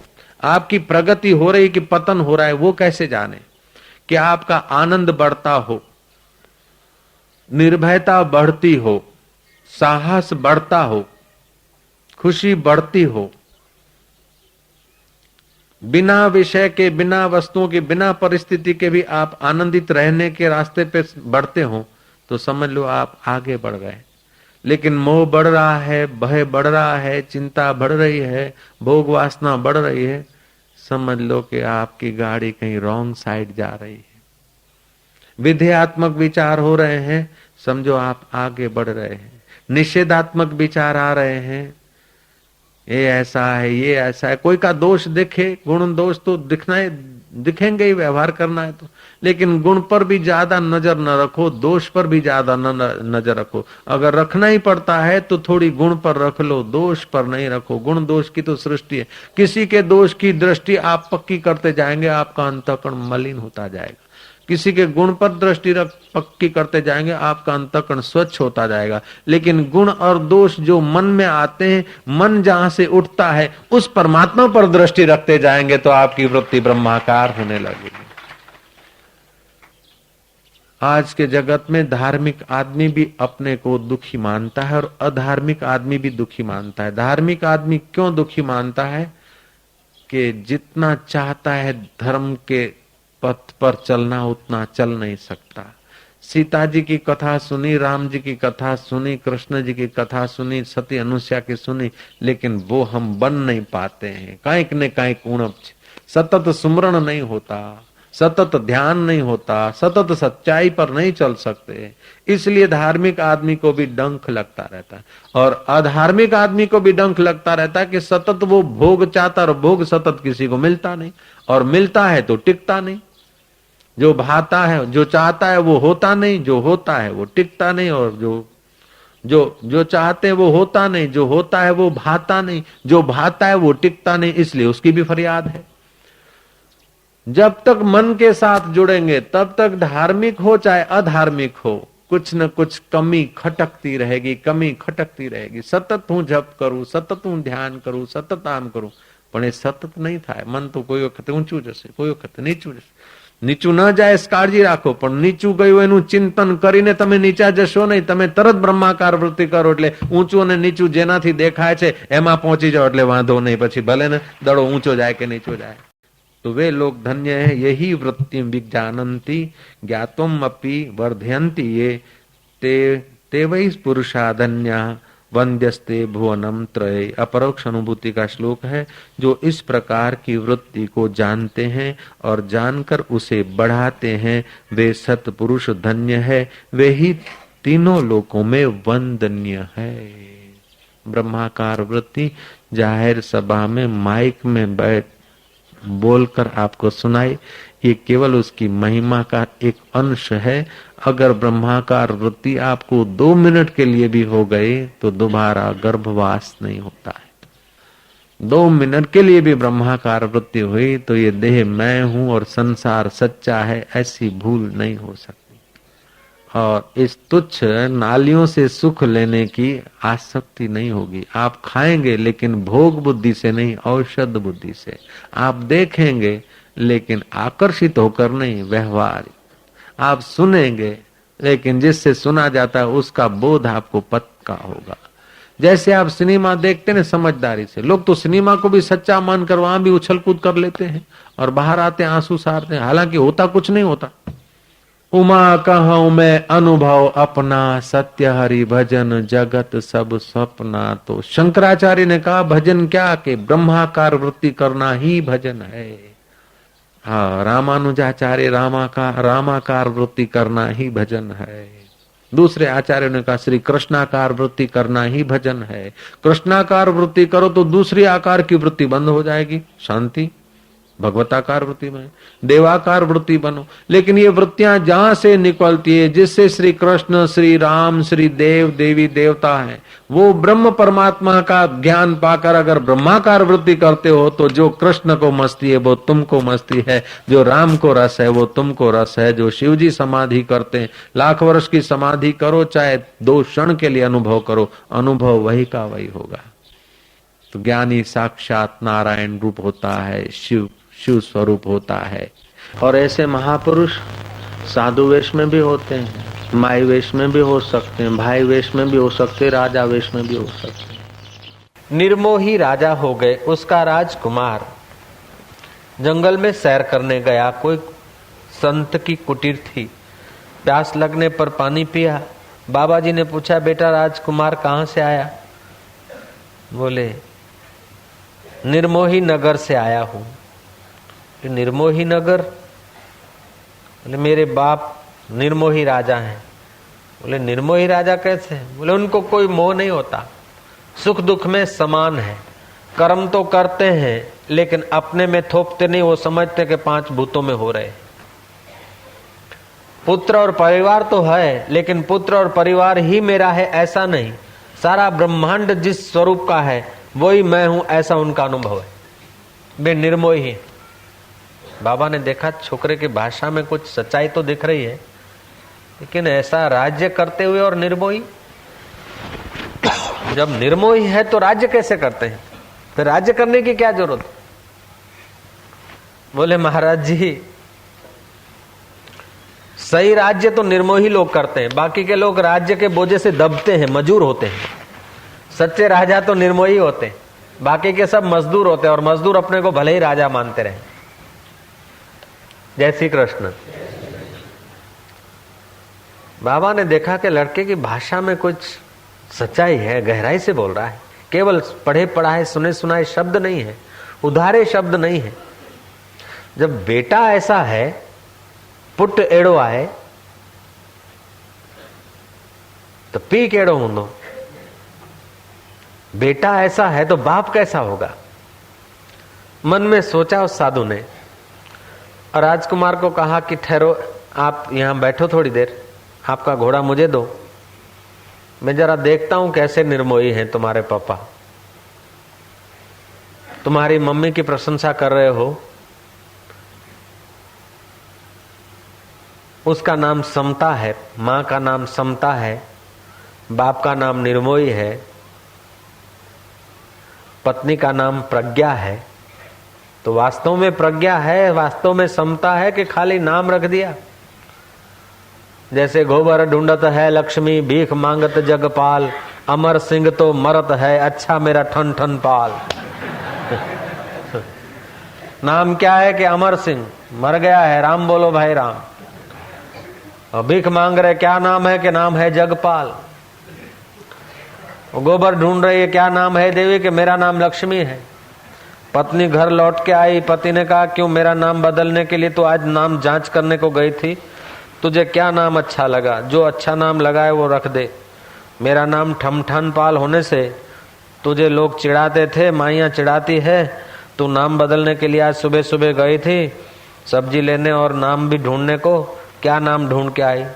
तब पत्नी ने कहा, पतिदेव अब सुनियो, गोबर ढूंढत है लक्ष्मी, भीख मांगत जगपाल, अमर सिंह तो मरद है, अच्छा मेरा ठन ठन पाल। 800 रुपये महीने तो लाता है, नाम ठन ठन पाल है लेकिन महीने के 800 तो लाता ही है। तो क्या ठन ठन पाल जैसा तो तुम्हारा काम नहीं है? लो लक्ष्मी नाम हो, समता नाम हो, निर्मोही नाम हो और पड़ा हो मोह में, मैं जरा चेक करके आता हूं। बाबा जी घोड़ा लेकर रवाना हो गए। राजकुमार झोपड़ी पे बैठे रहे। गए राज दरबार में के राजन राजन राजन, तुम्हारे साथ जुल्म हो गया। तुम्हारा एक का एक बेटा, वो राजकुमार अभी अभी गद्दी पे बैठने की जिसकी तैयारियां थी महाराज, मेरे साथ चर्चा की, पूरा अहवाल तुम्हारा सुनाया, और जो मेरे वहां से थोड़ा सा निकला, घाटी में से शेर आया, उसने तुम्हारे बेटे को फाड़ दिया महाराज। ऐसा करके वो संत रोने लग गए। तब राजा बोलते कि महाराज आपके रोने से बेटा जिंदा तो नहीं होगा, और जिंदा भी होगा तो सदा तो रहेगा नहीं। महाराज स्वस्थ हो जाइए। नारायण, राजा के चेहरे पे न कोई फरियाद थी, न कोई आश्चर्य था, न कोई विक्षेप था, और न कोई हर्ष था, न कोई शोक था। चेहरे पर वही सत्ता समान, और बाबा जी को चुप करा रहे। बाबा जी अंदर तो समझ रहे, लेकिन बाहर से फिर और जोर मारा कि राजन तुम्हारा दिल पत्थर का है, एक का एक बेटा जिसको सीने फाड़ दिया, हमारा संत हृदय भी पिघल रहा है और तुम्हारा हृदय नहीं पिघलता, पत्थर का दिल है क्या? बोले पत्थर का दिल नहीं है, मेरा ये दिलबर का दिल है, उसलिए हर्ष शोक की थप्पड़ नहीं खाता। पत्थर के दिल वाले आदमी भी मोह में तो पिघल जाते हैं, जो शुम होते ने वे भी पुत्र परिवार में रोने लग जाते। पत्थर दिल नहीं है, लेकिन ये पिया का दिल है। महाराज स्वस्थ होइए। बोले क्या तुम्हारे साथ बात करना, नास्तिक जैसा आदमी, बेटा मर गया और ऐसा है दिल वैसा है दिल, मुझे रानी साहबा के पास भिजवा दो। वजीर का कहा के ले जाओ। आए रानी साहबा के पास। माँ माँ माँ, राजमाता तेरा एक लौता पुत्र, एक का एक पुत्र घूमता घामता मेरी झोपड़ी पे आया। बोलती महाराज स्वस्थ होकर बात करिए। नारायण बोले स्वस्थ होकर क्या, मैंने एक ग्रास भोजन लिया था, लड़का को बोला खाओ, उसने खाया नहीं, वो रवाना हो गया, और मैंने एक ग्रास मुंह में धरने को ही था, और जोरों की शेर की गर्जना सुनाई पड़ी, और कार में आवाज, दुखद चीज सुनकर मेरा ग्रास होठों से नीचे गिर गया। मां मैंने देखा कि तेरे एक के एक बेटे को शेर ने फाड़ खाया। मां मैं तुझे बताने को आया, मैं भूखा सन्यासी, प्यासा सन्यासी, ये दुख नहीं सह सकता हूं। वो समता कहती है कि महाराज कोई शेर के निमित्त जाता है तो कोई सांप के निमित्त जाता है, कोई बीमारी के निमित्त जाता है, तो कोई युद्ध के निमित्त जाता है। महाराज इस संसार का नाम मृत्यु लोक है, यहाँ मरने वाले ही आते हैं। कोई देर से मरता है, कोई सबेर से मरता दिखता है, लेकिन जो मरता है वो जन्मता है, जो जन्मता है वो मरता है। लेकिन मेरा पुत्र तो अजन्मा था, मैं अजन्मा हूँ। महाराज मेरा उपदेश ये है कि आप भी अजन्मा हैं, फिर जन्मने वालों की इतनी फिक्र में क्यों पड़े हो? बोलता है तू माँ है, सगी माँ है, उस राजकुमार की माँ है, तेरा नाम ही समता है। बोले महाराज हाँ मेरा नाम समता है, ये शरीर उसका माँ है और वो शरीर का बेटा था, वरना तो पक्षी डाल पर आते हैं, कोई पक्षी जल्दी चला जाता है, कोई देर से चला जाता है। पक्षियों का भरोसा नहीं, कब कौन पक्षी किस डाल से उड़ान ले। अब ये हमारे राज्य रूपी वृक्ष पर हम पक्षी कुटुंब के पक्षी इकट्ठे हुए, कोई देर से कोई सबेर से एक एक करके उड़ जाएगा महाराज। उसकी क्रियाक्रम लोक दृष्टि से जरा करा लेते हैं, लेकिन फिक्र करने की कोई जरूरत नहीं, चिंता करने की कोई जरूरत नहीं, रोने की या परेशान होने की कोई जरूरत नहीं। महाराज आप और हम परेशान भी होंगे तो उसको तो कोई फायदा होगा नहीं, और आप और हम न परेशान होंगे तो हमारी समता के कारण उसके लिए अगर सत्य संकल्प भी निकल जाएगा तो उसको अगर बोध नहीं हुआ तो हो जाएगा। महाराज आप धैर्य रखिए नाथ, ये नैष्ठिकम शांति है। मूर्ख आदमी इसको समझ लेंगे कि पत्थर हृदय से, नहीं, सच्चा हृदय वही है। बाकी का तो हजारों बेटे मरते हैं, उनके लिए दुख नहीं होता है। ममता छुपी है, वो ममता रोती है, तुम नहीं रोते हो। मारो दीकरो गयो, मुंजो पुट व्यो। अरे तू कौन तो रोई, ममता ती रोए। तू कौन ती रोई, माई ममता ती रोए। ममता रोती है, ऐसा अगर आप समझ गए आपका सौभाग्य चालू हो जाएगा। श्री राम, ये हमारी ममता रो रही है, मैं नहीं रो रहा हूं, मेरी ममता को रोना आया है, ऐसा अगर समझ में आ गया आपका भी कल्याण होने लगेगा, और आपका कोई कुटुंबी जिसके लिए आप रो रहे हैं ना, उसका भी फिर आप कल्याण करने के काबिल हो जाएंगे। आज का श्लोक ऐसा है, युक्त कर्म फलम त्यक्त्वा शांतिम मापनोति नैष्ठिकम। जो कर्म युक्ति युक्त करता है, जो कर्म योगी कर्मों के फल का त्याग करके भगवत प्राप्ति रूप शांति को प्राप्त होता है, और सकाम पुरुष कामना की प्रेरणा से फल में आसक्त होकर बंध जाता है। कर्म तो सब करते, बेटा बेटी ज्ञानी को भी होता है, अज्ञानी को भी होता है। राज्य ज्ञानियों को भी हो सकता है, अज्ञानियों को भी हो सकता है। भूख ज्ञानी को भी लगती है, अज्ञानी को भी लगती है। कांटा ज्ञानी को भी चुभ सकता है, अज्ञानी को भी चुभ सकता है। यात्रा ज्ञानी भी करता है, अज्ञानी भी करता है। थकान ज्ञानी के शरीर को भी होती है, अज्ञानी को भी होती है। लेकिन अज्ञानी समझता है मैं थका हूं, ज्ञानी समझता है यह थका है। अज्ञानी समझता कि मुझे कांटा चुभा, और ज्ञानी समझता कि इसे कांटा चुभा। अज्ञानी समझता मैं बूढ़ा हुआ हूं, और ज्ञानी समझता कि यह बूढ़ा हुआ है। बस समझ फिरानी, और कुछ करना नहीं है। कोई युद्ध के मैदान में बात भिड़ानी नहीं है, कोई कारतूस के आगे खड़ा होना नहीं है, केवल युक्त होकर कर्म करना है, युक्त होकर जीना है, और कुछ करना नहीं है। युक्ता इति उच्यते योगी समलोष्टा समकांचना। गुलाब का फूल और गेंदे का फूल बाहर से विषम दिखते हैं, लेकिन प्रकृति के कारण को देखो तो सम है। ऐसे ही लोहा और सोना बाहर से अलग दिखता है, लेकिन पांच भूतों के मेटल जगत में जाओ तो, धातु जगत में जाओ तो थोड़ा फेर पड़ेगा, लेकिन पांच भूतों के जगत में जाओ तो दोनों एक। नजर अपनी अपनी है, चाहे तू बंदा बना के देख ले, चाहे खुदा बना के देख ले, चाहे बेईमान बना के देख ले, चाहे ईमानदार बना के देख ले, चाहे अपना बना के देख ले, चाहे पराया बना के देख ले, चाहे सर्व में अपने को देख ले, चाहे सर्वेश्वर को सब में देख ले, नजर तेरी है, तू स्वतंत्र है भैया। आप इतने स्वतंत्र हैं कि आप दुख बनाना चाहते तो तैयार है, सुख बनाना चाहते तो तैयार है, मित्र बनाना चाहते तो तैयार है, शत्रु बनाना चाहते तो तैयार है, और बने बनाए से उपराम होकर अपने आप में आराम पाना चाहते हो तब भी सामान तैयार है। यार तुम्हारी इतनी स्वतंत्रता है। मनुष्य 84 लक्ष प्राणियों से मनुष्य श्रेष्ठ इसलिए माना गया कि ये मन से जैसा चाहे ऐसा संबंध जोड़ सकता है। इंसान पानी से संबंध जोड़ता है, अपना पानी, अपना कुआं। ईंट चूने से संबंध जोड़ता है, अपना मकान, अपना पंखा, अपना फ्रिज। फ्रिज ने तो नहीं कहा मैं तुम्हारा हूं, स्कूटर ने कभी नहीं कहा मैं तुम्हारा हूं, खांड की बोरियों ने कभी नहीं कहा कि मैं तुम्हारी हूं, लेकिन तुम्हारे में इतनी ताकत है ना कि ये खांड हमारी है, ये फैक्ट्री हमारी है, ये कपड़े की दुकान हमारी है, ये हीरे हमारे हैं, ये मोती हमारे हैं, ये कुकर हमारा है, ये प्राइमस हमारा है। तुम प्राइमस को अपना बना सकते हो तो परमेश्वर को अपना बनाने में तुम्हारे को क्या मेहनत पड़ती है यार। ये कपड़ा हमारा है, ये लकड़ा हमारा है, ये खेत हमारा, ये पेड़ और पौधा हमारा है, तो क्या परमेश्वर किसी गैर का है?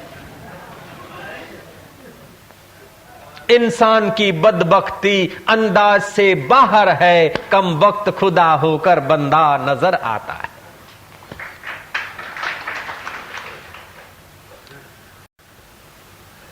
मैंने कुछ दिन पहले ये बात सुनाई थी कि पक्षियों की सभा हुई। पक्षियों ने सोचा कि हम इंसान का कुछ बिगाड़ते नहीं, लेकिन हमको पिंजरे में रख देता है अपने सुख के लिए। हमको पकड़ के मार के खा जाता है, हमको पकड़ के बेच देता है, हमारे बच्चों को खा जाता है। मुर्गी आदियों ने कहा होगा, बतख आदि ने कहा होगा, मोर आदि ने, इंसान बड़ा खतरनाक प्राणी है, हमने इनका कुछ नहीं बिगाड़ा और ये हमको पकड़ के खा जाता है, मार डालता है, और हमारा उपयोग न होते हुए बैठे बैठे भी गिलोल ताकता है इंसान हमारे। ये इंसान बड़ा खतरनाक प्राणी, लुच्चा प्राणी, इससे बच के रहना चाहिए। आता हो तो पहले ही उड़ जाना चाहिए।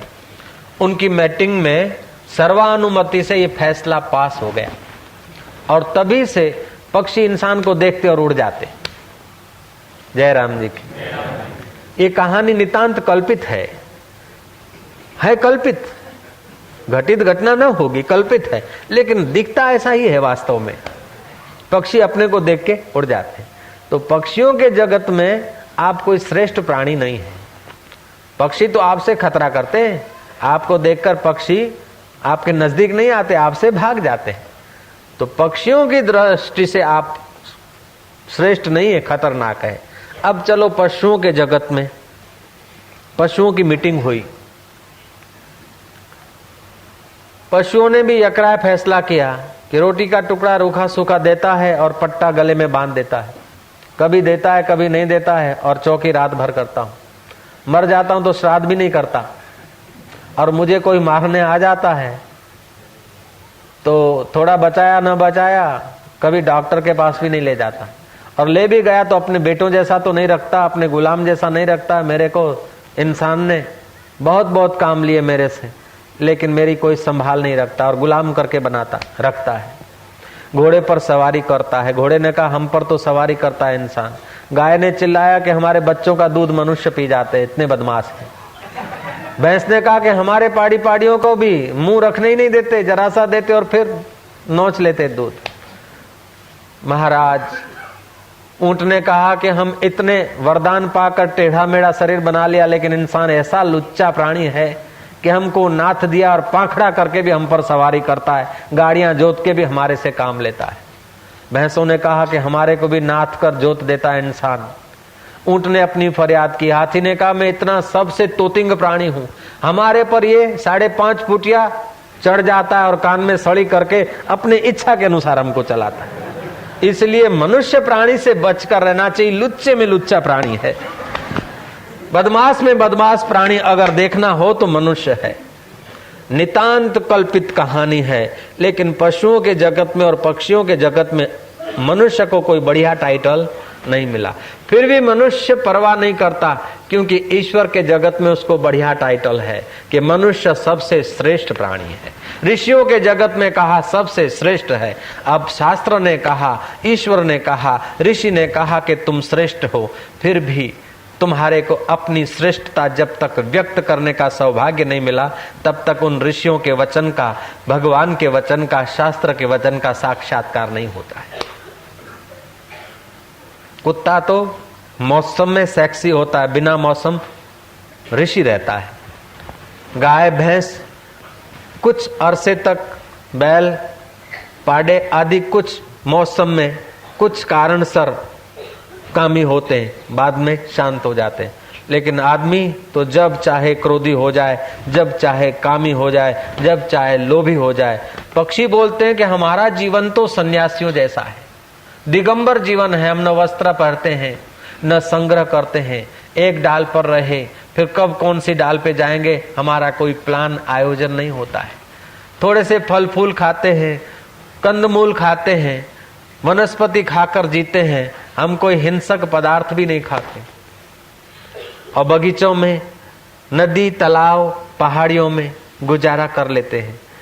और अधिक एक दूसरे के साथ ममता भी नहीं रखते। शादी विवाह में हम खर्चा भी नहीं करते, बेटी बेटियों की चिंता भी नहीं करते। हम सन्यासियों जैसा जीवन जीते तब भी मनुष्य हमको कंट्रोल करता है। हमारे जैसे परमहंसों पर भी मनुष्य अपना पेचीला दाव लगाता है। पशु ने अपने आर्ग्यूमेंट दी होगी, है दोनों की कल्पना, और ये कल्पना भी तो मनुष्य ने की है, जयराम जी की। इसलिए मनुष्य श्रेष्ठ प्राणी, इसके पास कल्पना करने का सामर्थ्य है और ये इसके पास संबंध जोड़ने का सामर्थ्य है। कल्पना करने का सामर्थ्य है तो अपने को दुखी बनाने की कल्पना क्यों करते हो भैया? जाओ श्री राम, जाओ सतनाम, वरी जाओ श्री राम। मैंने बताई थी वो बात, झोंपड़ा उड़ गया, दोनों मित्र पहुंचे। एक ने बोला कि अरे भगवान, हम तेरी बंदगी करते, तेरा जप करते, तेरा ध्यान करते, और हमारा आधा झोंपड़ा तोड़ दिया। क्या तेरे को इतना भी कदर नहीं? एत्रो क्या सुकून पे भगवान, तू भगवान ही की मोलियो है। श्री राम, भगवान को डांट दिया। मोलियो मना भोला भाला, हम तेरी बंदगी करते और तूने हमारा छपरा तोड़ दिया। इतना भी तेरे से सहा नहीं गया कि सुख से हम बैठ के थोड़ा भजन करें? वो भगवान के ऊपर बरसने लगा, अपने दिल में दुख का संबंध बनाने लगा, दुख की फैक्ट्री का स्विच ऑन कर दिया उसने। जय जय। आइसक्रीम की मशीन होती ना, उसमें दूध डालते, स्विच ऑन करके दूध डालते, 15 मिनट के अंदर आइसक्रीम निकल के तैयार। ऐसे ही फिर सगड़ी में या जो शमशान घाट पे रखे गए ने मुर्दे जलाने के लिए मशीन, हीटर, उसमें मुर्दा डालते बक्से में, अब 15-20 मिनट के बाद हड्डियां बाहर निकलती। लाइट वही की वही है। शमशान घाट पे लाइट जहां से लाइट जाती है, पावर हाउस एक का एक, लेकिन शमशान घाट की डब्बी में जाती है तो 15-20 मिनट के बाद मुर्दे की हड्डियां बाहर ले आती है। और आइसक्रीम की फैक्ट्री में लाइट जाती है तो दूध में से आइसक्रीम ले आती है। लाइट वही की वही। जय जय। ऐसे ही तुम्हारी वृत्ति वही की वही, चाहे तुम हड्डियां बाहर लाओ, चाहे आनंद स्वरूप आइसक्रीम बाहर लाओ, मौज तुम्हारी है यार, लेकिन कर सकते हो। क्या करे, झोपड़ा टूट गया, वरी आराम से रहते थे।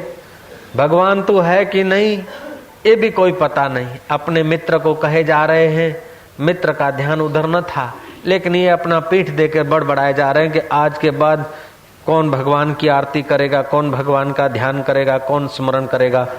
जो पाप कर्म करते हैं, नास्तिक हैं, मांस मदिरा का उपयोग करते हैं, अभक्ष्य भक्षते हैं, ऐसों के तो 4-4, 7-7 मंजिल के महल खड़े हैं, और हम गरीबों का एक झोपड़ा, उसकी भी आधी छत उड़ा के ले गया। तुझे जरा सा तो ख्याल होना चाहिए, तेरी बंदगी करने वाले तेरे आदमी है। इतना तो राजकारणी भी जानते हैं कि अपने चमचों के इलाकों में कभी भी दरोड़ा नहीं डाला जाता है,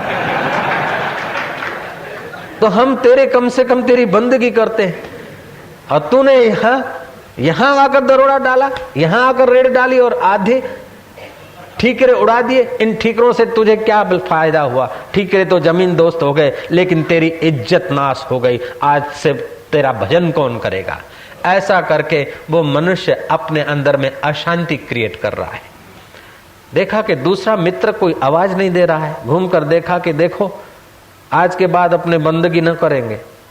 ऐसा करके उसके तरफ निहारा तो देखा कि वो तो आकाश के तरफ, दूसरा साधु आकाश के तरफ निहार रहा है कि वाह भगवान वाह, क्या तेरी कृपा है, तू कितना दयालु है, तू कितना करुणा सागर है। इतना जोरों का तूफान चला, इतनी आंधी चली, पूरा झोंपड़ा उड़ जाता, लेकिन तूने पक ही पक, वास्तव में तू दयालु है। तूने तूफान का, आंधी का रुख बदला हो न होता तो हमारा झोंपड़ा आधा न टिकता। हमारा आधा झोंपड़ा गिरते ही तुझे भक्तों का ख्याल आया होगा और तूफान का रुख बदल दिया, इसलिए नड़िए टिके। नहीं तो नड़ियों की क्या ताकत इस तूफान को झेल सके।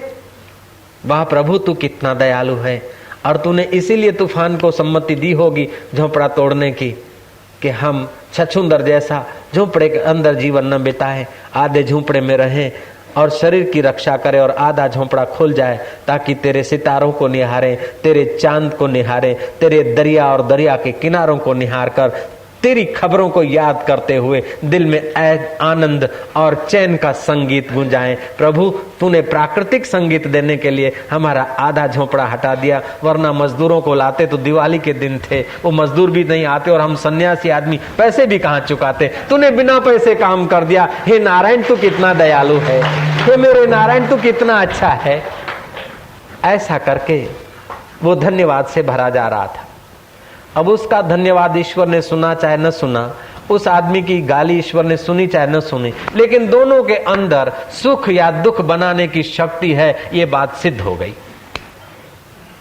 वो आदमी सुख बनाकर सुखी हो रहा है, वो आदमी दुख बनाकर दुखी हो रहा है। तो आप दोनों को छोड़कर शांत भी तो हो सकते हैं, नैष्ठिक शांति भी तो पा सकते हैं, क्योंकि मनुष्य में ये योग्यता है। मनसा सिवेति इति मनुष्य, जो मन से संबंध मान ले, मन से जो छोटी छोटी चीजों को अपना मान ले, बड़ी बड़ी चीजों को जो अपना मान ले, अपना बना ले, इसको मनुष्य बोलते हैं। खाना पीना, बच्चों को जन्म देना, दुख आए तो पूंछ दबा देना और सुख आए तो पूंछ हिला देना, इतना तो लालिया कालिया मोतिया ये सब जानते हैं, ये सब जानते, कोई बड़ी बात नहीं। दुख आए तो घबरा गए और बड़ा भारी दुख हो गया, सुख आए तो अपने को कुछ विशेष मानने लग गए, ये तो कुत्ते भी जानते। अपन लोग इतना किया तो कोई बड़ी बात नहीं। दुख भी आता है जाता है, सुख भी आता है और जाता है। तुम मनुष्य हो, मन से ऐसा संबंध मान लो कि ये सुख और दुख आने जाने वाली चीज है, लाभ और हानि ये संसार की चीज है, हर्ष और शोक ये मन का खेल है, बीमारी और तंदुरुस्ती ये शरीर का खेल है, कालापना और गोरापना ये चमड़े का खेल है, मोटापना और पतलापना ये चर्बी का खेल है। इन खेलों को देखने वाला मैं खेलों का साक्षी हूँ, दृष्टा हूँ। इतना अगर तुम जान ले तो विश्वेश्वर के साथ तुम्हारा संबंध मानना नहीं है, बनाना नहीं है, था, है और रहेगा। ईश्वर के साथ कोई संबंध तुमको नया बनाना नहीं है। ईश्वर के साथ आपका संबंध था, अब भी है और शरीर मिट जाने के बाद भी आपका संबंध ईश्वर के साथ रहेगा। हो सकता है कि पत्नी के साथ आज से 2 साल पहले संबंध नहीं था, मंगनी के पहले पत्नी के साथ संबंध नहीं था, और 50 साल के बाद पत्नी के साथ संबंध न भी रहे, पति के साथ संबंध न भी रहे, लेकिन तुम्हारा अपनी आत्मा के साथ तो मंगनी के पहले भी संबंध था, जन्म के वक्त भी था, जन्मे नहीं थे तभी भी आत्मा परमात्मा का संबंध था, जन्मे तब भी है, मंगनी हुई तब भी है, शादी हुई तब भी हुए, बच्चे हुए तब भी हुए, और मिसिस लड़के मायके चल गए तभी भी वो तुम्हारा यार तो मायके कभी नहीं गया, और पति ने घर से निकाल कर परदेश चला गया तभी भी तुम्हारा अंतर्यामी परमात्मा कभी परदेश नहीं जाता। श्री राम, तुमको छोड़ के ऐसी कौन सी घड़ी है जो वो यार तुमसे चला गया, बताओ तो। कि बाप जी हम मर जाते न तो भी भगवान हमको छोड़ जाता है।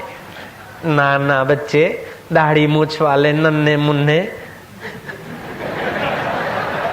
सफेद दाढ़ी वाले नन्हे मुन्ने शिशु धर्म के, वो परमात्मा तुम्हारा शरीर छूटने पर भी तुम्हारा साथ नहीं छोड़ता। इसलिए तुम बोलते हो ना, इससे तो मर जाऊं तो सुखी हूं, तो सुखी होने वाला तो कोई है ना जो सुखी होने वाला है मरने के बाद। उसको अगर खोज लोगे तो पता चलेगा कि परमात्मा और तुम्हारी जात एक ही तो थी, आत्मा और परमात्मा एक ही थे। बाप तेवा बेटा, वड़ तेवा टेटा। आप नश्वर शरीर में भी सदा शाश्वत रहना चाहते हैं, हाड़ मांस के शरीर में भी आप सुख चाहते हैं क्योंकि तुम सुख स्वरूप हो। मिटने वाले संसार को भी पदार्थों को अमिट बनाना चाहते क्योंकि तुम अमिट हो, इसलिए भ्रांति हो गई, मिटने वाले पदार्थों को अमिट करना चाहते। अगर वेदांत का रहस्य समझ में आ जाए और कर्म का फल समता है तो आप युक्त हैं।